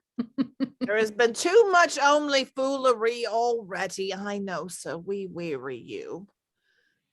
Oh, Father, you'll know more of that hereafter. Is it not too far gone? 'Tis time to part them. He's simple and tells much. How now, fair shepherd? Your heart is full of something that doth take your mind from feasting. Sooth, when I was young and handed love as you do, I was wont to load my she with knacks. I would have ransacked the peddler's silken treasury and have poured it to her acceptance. You have let him go and nothing marted with him.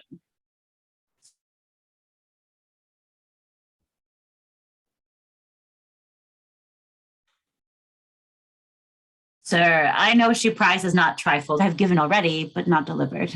Oh, hear me breathe my life. Before this ancient sir, who it should seem, hath sometime loved, I take thy hand, this hand. How prettily the young swain seems to wash the hand was fair before. I have put you out. But to your protestation, let me hear what you profess.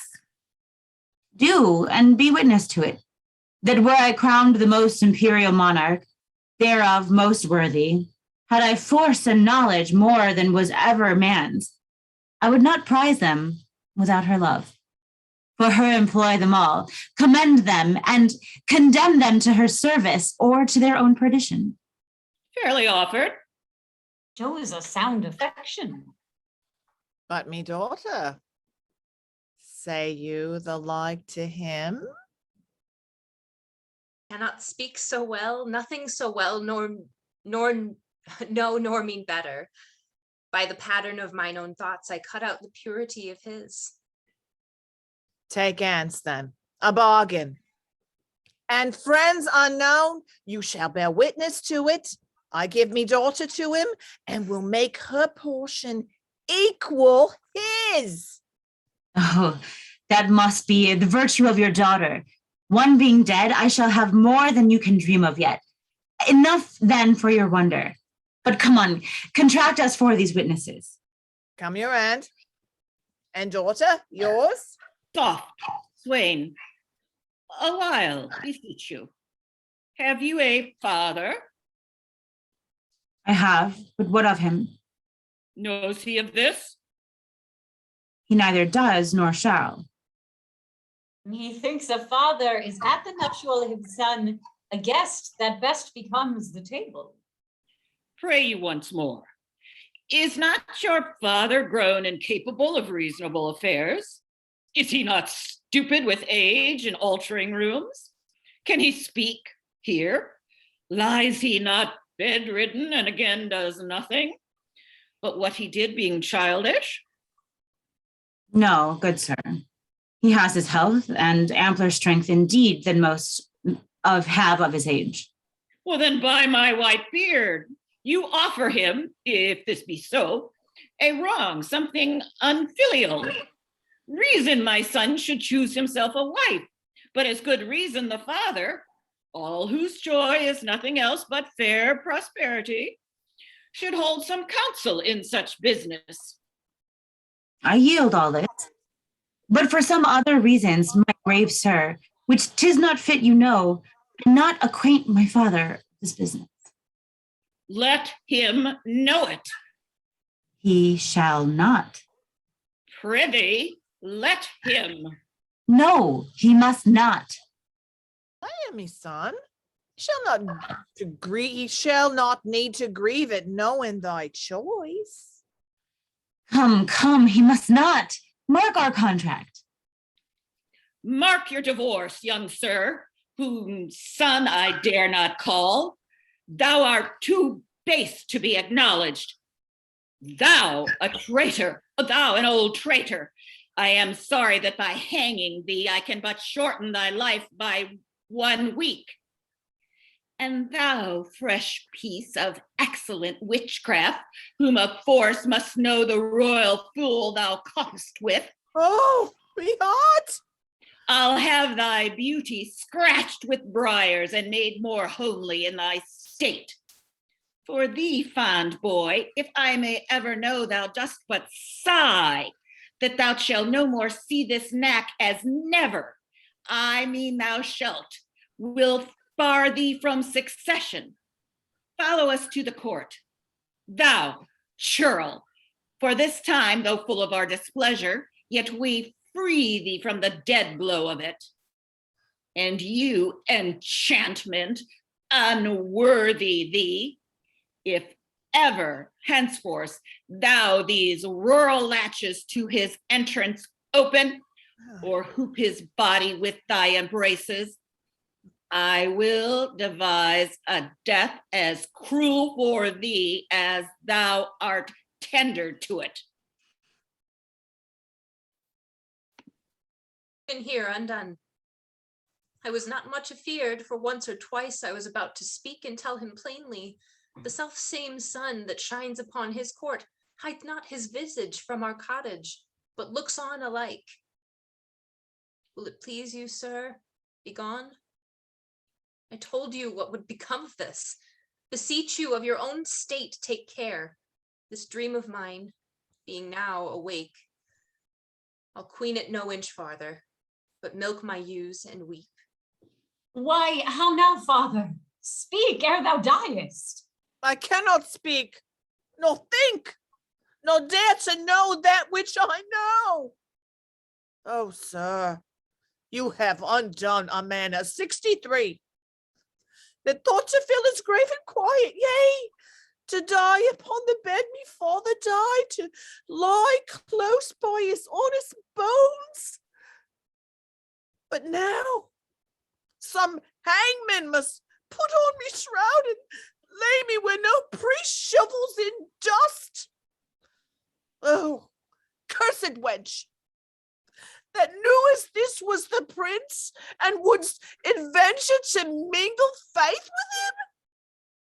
Undone, undone. If I might die within this hour, I have lived to die where I desire. Why look you so upon me? I am but sorry, not afeard, delayed, but nothing altered. What I was, I am, more straining on for plucking back, not following my leash unwillingly. Gracious, my lord, you know your father's temper. At this time, he will allow no speech, which I do guess you do not purpose to him. And as hardly will he endure your sight as yet, I fear. Then, till the fury of his highness settle, come not before him. And not purpose it. I think, Camillo? Even he, my lord.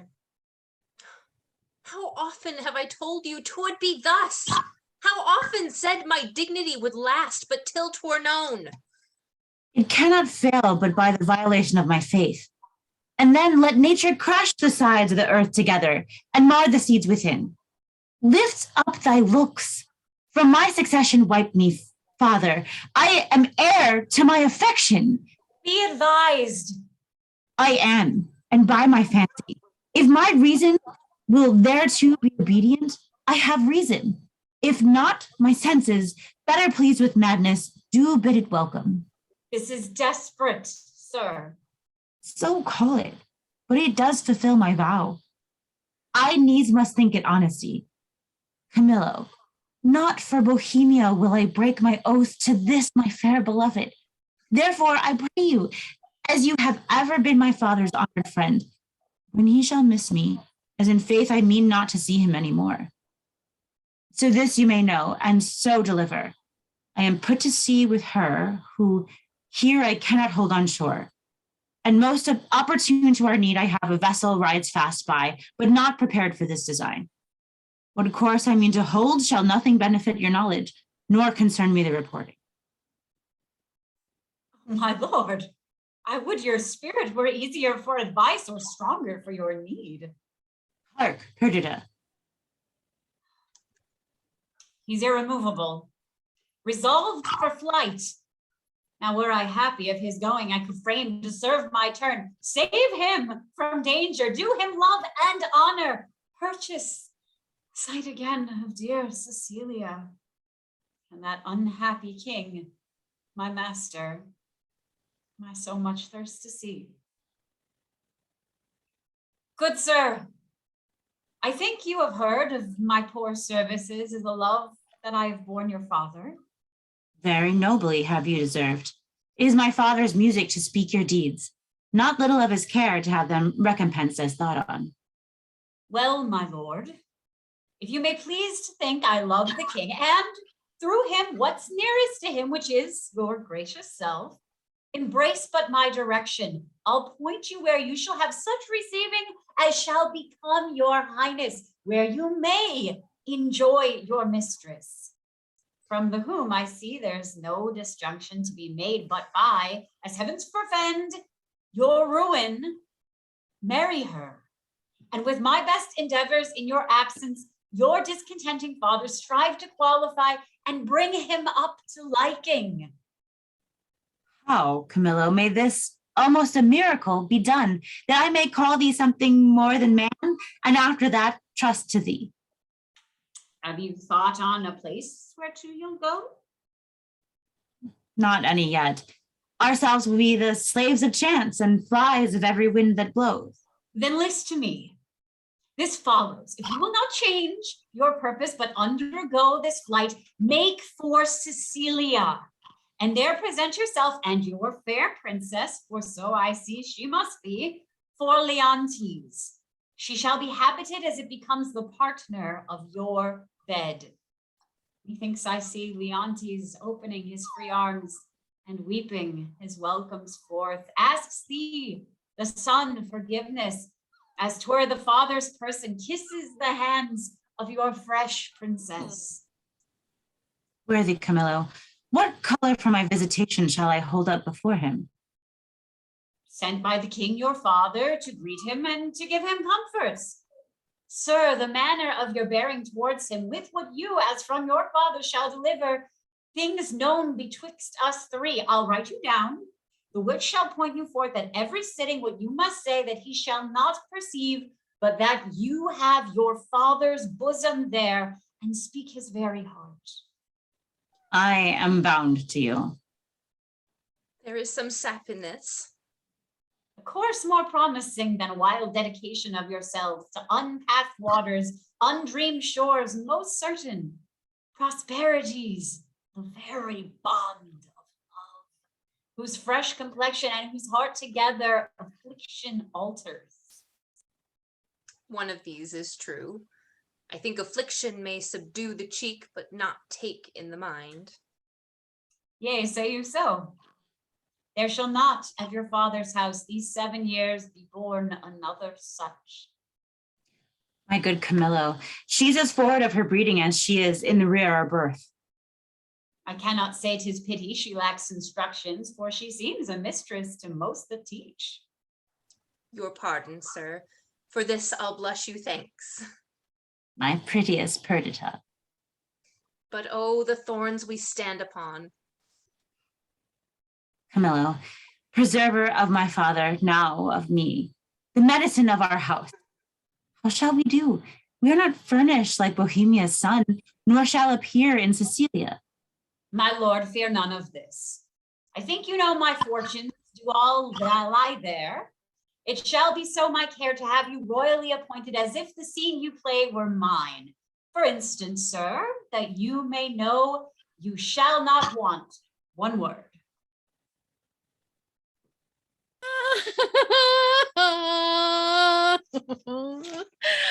What a fool honesty is, and trust his sworn brother a very simple gentleman. I have sold all my trumpery. They throng who should buy first, as if my trinkets had been hallowed and brought a benediction to the buyer, by which means I saw whose purse was best in picture, and what I saw to my good use I remembered. My clown, who lacks but something to be a reasonable man, grew so in love with the wench's song that he would not stir his pettitos till he had both tune and words, which so drew the rest of the herd to me that all their other senses stuck in ears.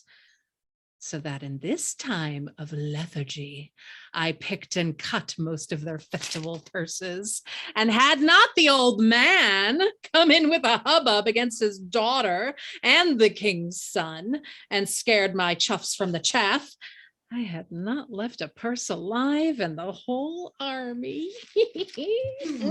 Nay, but my letters by this means being there, so soon as you arrive shall clear that doubt. All that you speak shows fair. Who have we here? We'll make an instrument of this. Omit nothing may give us aid. They have overheard me now. Why, hanging. How now, good fellow? Why shakest thou so? You're not mad. There's no harm intended to thee. I am a poor fellow, sir. Why, be so still? Here's nobody will steal that from thee. Yet for the outside of thy poverty we must make an exchange. Therefore, discase thee instantly. Thou must think there's a necessity in it, and change garments with this gentleman. Though the pennyworth on his side be the worst, yet hold thee, there's some boot. Are you in earnest, sir? Oh, I smell the trick on it. Dispatch, I prithee. Indeed, I had earnest, but I cannot with conscience take it. Unbuckle. Fortunate mistress, let my prophecy come home to you. You must retire yourself into some covert.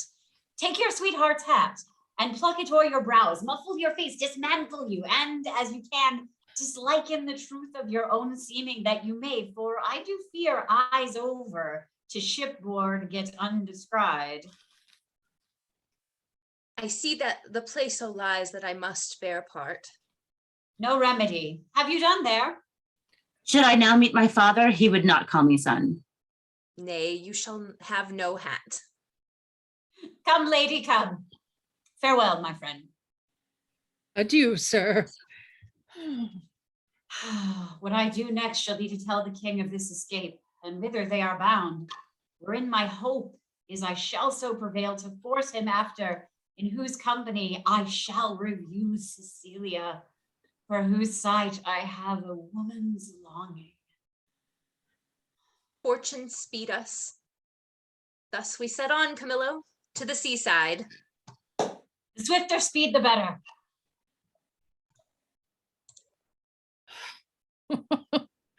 I understand the business.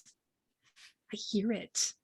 To have an open ear, a quick eye, and a nimble hand is necessary for a cutpurse. A good nose is requisite also to smell out work for the other senses. I see this is the time that the unjust man doth thrive. What a boot is here with this exchange. The prince himself is about a piece of iniquity, stealing away from his father with his clog at his heels. If I thought it were a piece of honesty to acquaint the king withal, I would not do it.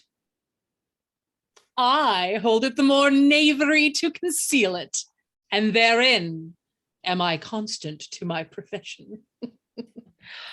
Aside, here is more matter for a hot brain.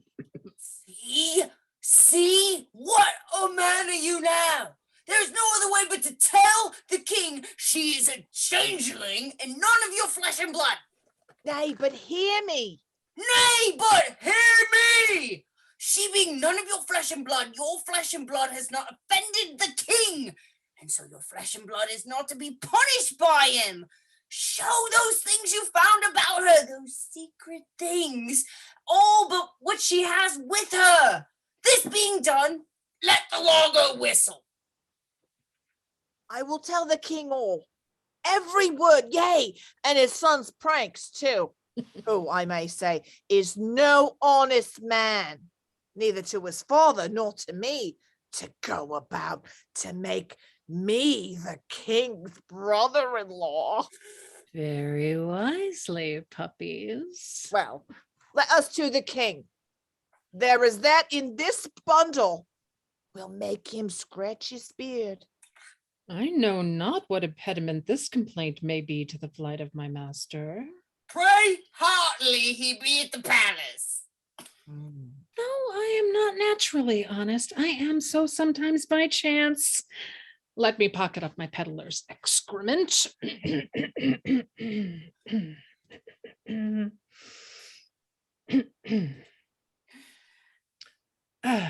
How now, rustics, whither are you bound? To the palace, and like your worship. Your affairs there? What? With whom? The condition of that bundle, the place of your dwelling, your names, your ages, of what having, breeding, and anything that is fitting to be known. Discover. We're but plain fellows, sir. A lie. You are rough and hairy. Let me have no lying. Are you a courtier and like you, sir? Whether it like me or no, I am a courtier. Seest thou not the air of the court in these enfoldings? Reflect I not on thy baseness, court contempt. I am therefore a courtier, whereupon I command thee to open thy affair. Me business, sir, is to the king. What advocate hast thou to him? Advocate's the court word for pheasant. Say you had none. None, sir. I have no pheasant, cock, nor hen. How blessed are we that are not simple men. This cannot be but a great courtier. His garments are rich, but he wears them not handsomely. A great man, I wore it. The fardel there. What's in the fardel? Wherefore that box? Sir, there lie such secrets in this fardel box, which none must know but the king, and which he shall know within this hour, if I may come to the speech of him. The king is not at the palace. He is gone aboard a new ship to purge melancholy and air himself. For if thou beest capable of things serious, thou must know the king is full of grief.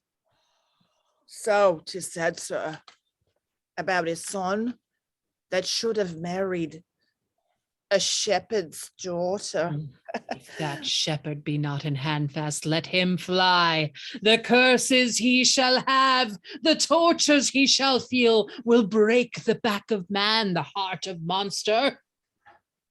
Think you so, sir? Not he alone shall suffer what wit can make heavy and vengeance bitter, but those that all relate to him, though removed 50 times, shall all come under the hangman, which though it be great pity, yet it is necessary. Some say he shall be stoned, but that death is too soft for him, say I. Has the old man there a son, sir? Do you hear?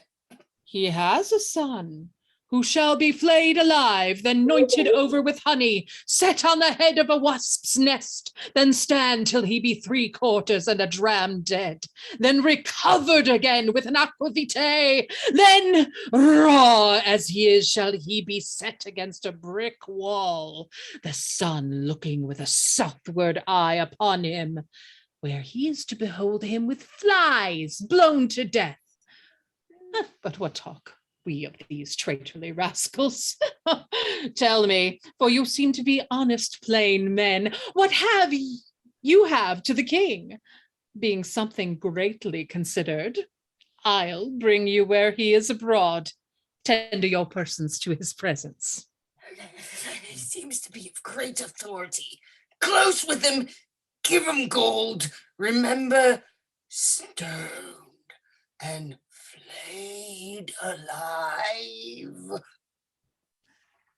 And please you, sir, to undertake the business for us, here is the gold that I have. Oh, well, give me the moiety.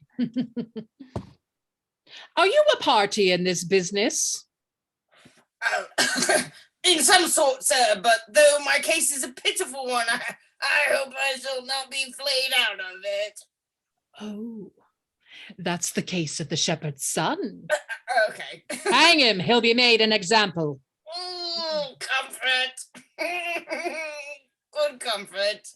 We must go to the king and show him our strange sights. He must know 'tis none of your daughter nor my sister.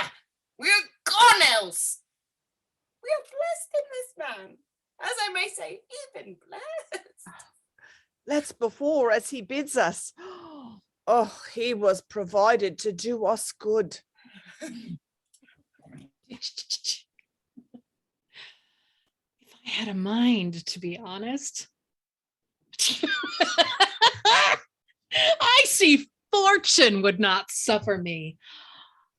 She drops booties in my mouth. I am courted now with a double occasion. Gold and a means to do the prince my master good. which who knows how that may turn back to my advancement. I will bring these two moles, these blind ones aboard him. To him will I present them. There may be matter in it. Act 5, Scene 1, Leontes' palace. Enter Leontes, Lord, Paulina, and servants. Sir, you have done enough and have performed a saint-like sorrow. No fault could you make which you have not redeemed, indeed paid down more penitence than done trespass. At the last, do as the heavens have done. Forget your evil. With them, forgive yourself. Well, I still remember her and her virtues. I cannot forget my blemishes in them, and so still think of the wrong I did myself, which was so much that heirless it hath made my kingdom and destroyed the sweetest companion that e'er man bred his hopes out of. True, too true, my lord. If one by one you wedded all the world, or from all that took, and all that are took something good to make the perfect woman, she you killed would be unparalleled. I think so. Killed? She I killed? I did so, but thou strikest me sorely to say I did. It as bitter upon thy tongue as in my thought. Now, good now, say so, but seldom. Not at all, good lady. You might have spoken 1,000 things that would have done the time more benefit than graced your kindness better. You are one of those would have him wed again.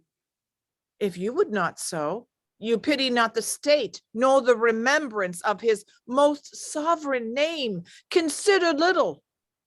What holier then for royalty's repair, for present comfort, and for future good, to bless the bed of majesty again with the sweet fellow to it? There is none worthy, respecting her that's gone. Besides, the gods would have fulfilled their secret purposes. For has not the divine Apollo said, is it not the tenor of his oracle that King Leontes shall not have an heir till his lost child be found? But Paulina, who hast the memory of Hermione, I know in honor. Oh, that I ever had squared me to thy counsel. Then, even now, no more such wives. Therefore no wife, no more. I'll have no wife, Paulina.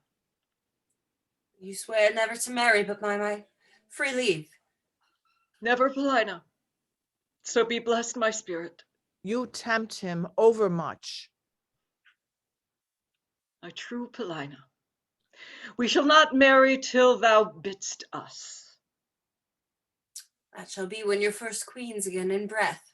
Never till then.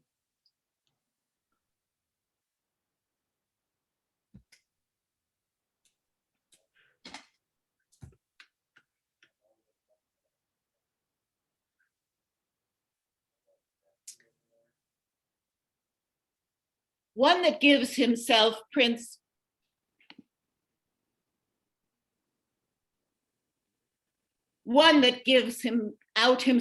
Prince Florizel, son of Polixenes, with his princess, she the fairest I have yet beheld, desires access to your high presence. What with him? His approach, so out of circumstance and sudden, tells us 'tis not a visitation framed, but forced. His princess, say you, with him? Aye, the most peerless piece of earth, I think, that e'er the sun shone bright on. Oh, Hermione. As every present time doth boast itself above a better gone, so must thy grave give way to what's seen now. Sir, you have said she had not nor was not to be equaled. The one I have almost forgot, your pardon, The other, when she has obtained your eye, will have your tongue too. This is a creature. Women will love her that she is a woman, more worth than any man. Men, that she is the rarest of all women. Go, my lord, yourself assisted with your honored friends. Bring them to my embracement. Still, 'tis strange he thus should steal upon us. Had our prince, jewel of children, seen this hour, he had paired well with this lord. There was not a full month between their births. Prithee, no more. Cease. Thou know'st he dies to me again when talked of. Hark. Most royal prince, were I but 21, your father's image is so hid in you, his very air, that I should call you brother, as I did him. Most dearly welcomed, and your fair princess, goddess. Oh, alas, I lost a couple that twixt heaven and earth might thus have stood, begetting wonder, as you, gracious couple, do. And then I lost, all my own folly, the society, amity too, of your brave father, whom, though bearing misery, I desire my life once more to look on him. By his command have I here touched Emilia, and from him give you all greetings that a king at friend can send his brother. And but infirmity which waits upon worn times hath something seized his wish ability. He had himself come to look upon you. Oh, my brother, welcome hither, as is the spring to the earth. And hath he to expose this paragon to greet a man not worth her pains, much less the adventure of her person? Good my lord, I came from Libya. Sir, from thence, from where a prosperous south wind friendly, we have crossed to execute the charge my father gave me. With my arrival and my wife's in safety, here where we are. The blessed gods purge all infection from our air whilst you do climate here. You have a holy father, a graceful gentleman, against whose person, so sacred as it is, I have done sin, which left me issueless.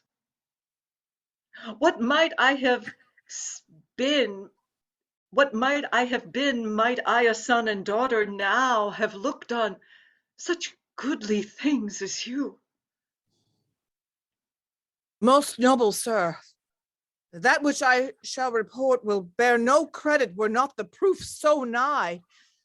Please you, great sir, Bohemia greets you from himself by me, desires you to arrest his son, who has his dignity and duty both cast off, fled from his father, from his hopes, and with a shepherd's daughter. Where is Bohemia? Speak. Here in your city. I now came from him, whilst he was hastening in the chase, it seems, of this fair couple. Meets he on the way the father of this seeming lady and her brother, having both their country quitted with this young prince. Camillo has betrayed me, whose honor and whose honesty till now endured all weathers. Laid so to his charge, he's with the king, your father. Who, Camillo? Camillo, sir, I spake with him, who now has these poor men in question. Never I saw wretches so quake. They kneel, they kiss the earth, forswear themselves as often as they speak. Heavens set spies upon us, will not have our contract celebrated. You are married? We are not, sir, nor are we like to be. The stars I see will kiss the valleys first. Is this the daughter of a king? She is, when once she is my wife. that once I see by your good father's speed will come on very slowly. I am sorry, most sorry, you have broken from his liking where you were tied in duty, and as sorry your choice is not so rich in worth as beauty, that you might well enjoy her. Dear, look up. Though fortune, visible and enemy, should chase us from my father, power no jot hath she to change our loves. Beseech you, sir, remember since you owed no more to time than I do now, with thought of such affections, step forth mine advocate. At your request, my father will grant precious things as trifles.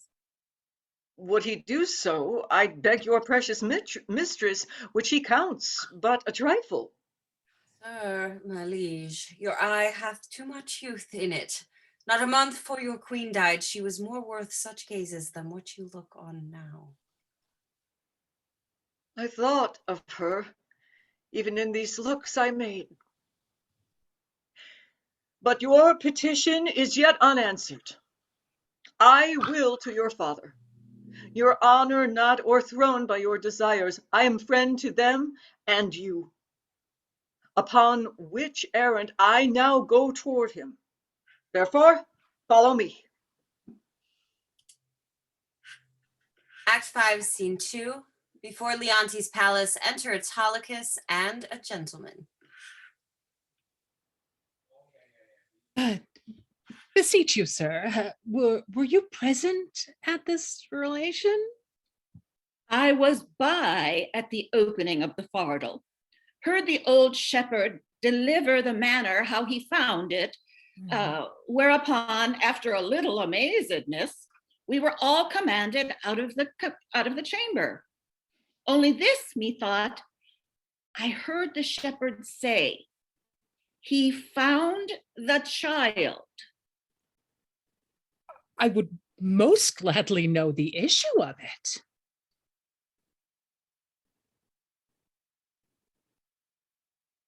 That which you'll hear, you'll swear you'll see.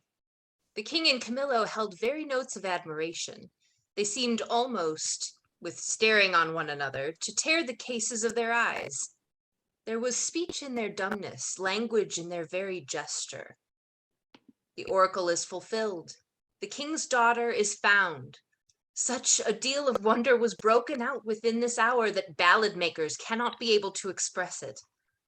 The mantle of Queen Hermione's, her jewel about the neck, the letters of Antigonus found with her, the majesty of the creature in resemblance of the mother, the affection of nobleness which nature shows above her breeding, and many other evidences proclaim her with all certainty to be the king's daughter.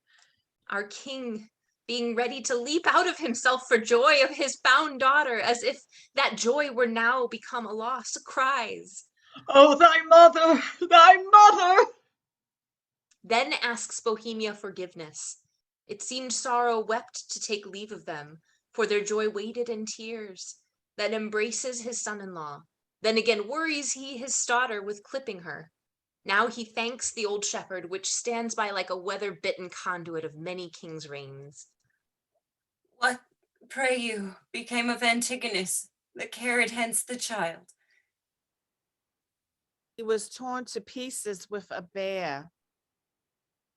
This avouches the shepherd's son, who has not only his innocence, which seems much to justify him, but a handkerchief and rings of his that Paulina knows. But oh, the noble combat that twixt joy and sorrow was fought in Paulina. She had one eye declined for the loss of her husband, another elevated that the oracle was fulfilled. She lifted the princess from the earth, and so locks her in embracing, as if she would pin her to her heart that she might no more be in danger of losing. The dignity of this act was worth the audience of kings and princes, for by such it was acted. One of the prettiest touches of all was when at the relation of the queen's death, with the manner how she came to it bravely confessed and lamented by the king, how attentiveness wounded his daughter, till from one sign of dolor to another, she did, with an alas, I would fain say bleed tears, for I am sure all hearts wept blood. If all the world could have seen it, the woe had been universal. The princess, hearing of her mother's statue, which is in the keeping of Paulina, a piece many years in doing, and now newly performed by a rare Italian master, who so perfectly he hath done Hermione, that they say one would speak to her and stand in hope of answer. Thither, with all greediness of affection, are they gone, and there they intend to sup. Every wink of an eye, some new grace will be born. Oh, had I not the dash of my former life in me, would preferment drop on my head. I brought the old man and his son aboard the prince, told him I heard them talk of a fardel and I know not what. Ugh, here come those I have done good to against my will, and already appearing in the blossoms of their fortune.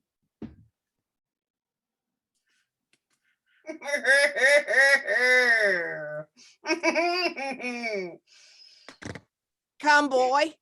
I am past more children, but thy sons and daughters will be all gentlemen born. You are well met, sir. You denied to fight with me the other day because I was no gentleman born. See these clothes. Say you see them and think me not no gentleman born. I know you are now, sir, a gentleman born. Aye. So and am I, so boy. anytime these 4 hours. And so have I, boy. So you have, but I was a gentleman born before my father. For the king's son took me by the hand and called me brother. Ah! And then the 2 kings called my father brother. And then the prince my brother, and the princess my sister called my father father. And so we wept. And there was the first gentleman-like tears that ever was shed. We may live, son, to shed many more. Or else to hard luck, being so preposterous a state as we are. I humbly beseech you, sir, to pardon me all the faults I have committed to your worship, and to give me your good report to the prince, my master. Oh, prithee, son, do, for we must be gentle. Now we are gentlemen. Thou wilt amend thy life. Aye, and it like your good worship. Give me thy hand. I will swear to the prince thou art as honest a true fellow as any in Bohemia. You may say it, but not swear it. Not swear it. Now I am a gentleman. How would it be false, son? If it ne'er be so false, a true gentleman may swear in the behalf of his friend. And I'll swear to the prince thou art as tall a fellow of thy hands, and that thou wilt not be drunk. But I know thou art no tall fellow of thy hands, and that thou wilt be drunk. But I'll swear it, and I would thou would be a tall fellow of thy hands. I will prove so, sir, to my power. Aye, and by any means prove a tall fellow. Oh, hark! The kings and princes, our kindred, are going to see the queen's picture. Oh. Come follow us. We'll be thy good masters.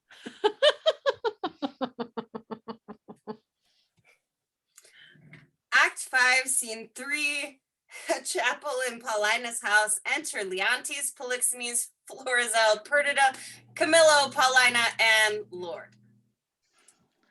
O grave and good Paulina, the great comfort that I have had of thee. What, sovereign sir, I did not well. I meant well. O Paulina, we honor you with trouble. Your gallery we have passed through, but yet we saw not that which my daughter came to look upon, the statue of her mother. as she lived peerless, so therefore I keep it lonely, apart. But here it is. Behold, and say, 'tis well. I like your silence. It the more shows off your wonder, but yet speak. First you, my liege, comes it not something near? Her natural posture. Chide me, dear stone, that I may say indeed thou art Hermione. But yet, Paulina, Hermione was not so much wrinkled, nothing so aged as this seems. Oh, not by much. So much more our carver's excellence, which lets go by some 16 years and makes her as she lived now. As now she might have done, so much to my good comfort as it is. Oh, piercing my soul! Oh, thus she stood. I am ashamed. Does not the stone rebuke me for being more stone than it? O royal peace, there's magic in thy majesty, which has my evils conjured to remembrance, and from thy admiring daughter took the spirit standing like stone with thee. Give me leave, and do not say 'tis superstition that I kneel and then implore her blessing. When I consider everything that grows holds in perfection but a little moment, that this huge stage presenteth not, but shows whereon the stars in secret influence comment, then the conceit of this inconstant stay sets you most rich in youthful before my sight, where wasteful time debateth with decay to change your day of youth to sullied night, and all in war with time for your love of you. As he takes from you, I engraft you new. Lady, dear queen, that ended when I but began, give me that hand of yours to kiss. Patience. The statue is but newly fixed, the color's not dry. My lord, your sorrow was too sore laid on, which 16 winters cannot blow away, so many summers dry. Scarce any joy did ever so long live, no sorrow but killed itself much sooner. Dear my brother, let him that was the cause of this have power to take off so much grief from you, as he will peace up in himself. Indeed, my lord, if I had thought the sight of my poor image would thus have wrought you, for the stone is mine, not have showed it. Do not draw the curtain. Would you not deem it breathed? And that those veins did verily bear blood? Masterly done. The very life seems to warm up her lip. The fixture of her eye has motion in it, as we are mocked with art. I'll draw the curtain. You think anon it lives. Oh, sweet Paulina, make me to think so 20 years together. So long could I stand by a looker on. I could afflict you further. Do, Paulina, for this affliction has a taste as sweet as any cordial comfort. Still methinks there is an air comes from her. Oh, what fine chisel could ever yet cut breath? Let no man mock me, for I will kiss her. Good my lord, forbear. For more amazement, if you can behold it, I'll make the statue move indeed, descend, and take you by the hand. But then you'll think, which I protest against, I am assisted by wicked powers. What you can make her do, I am content to look on. What to speak, I am content to hear. It is required you do awake your faith. Then all stand still or those that think it is unlawful business I am about, let them depart. Proceed. No foot shall stir.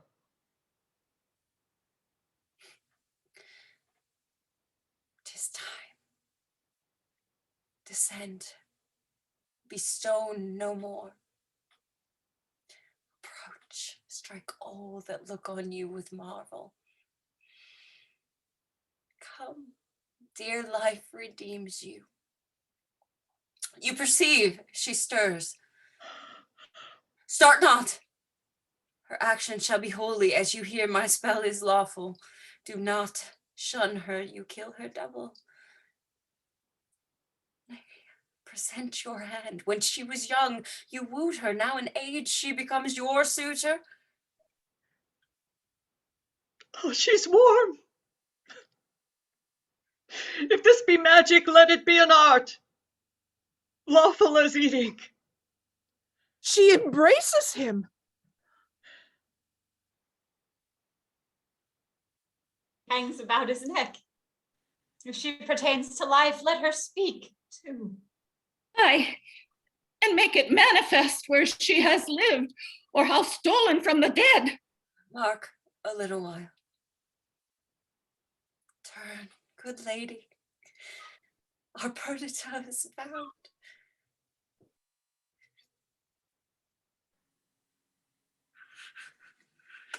Oh, you gods, look down, and from your sacred vials pour your graces upon my daughter's head.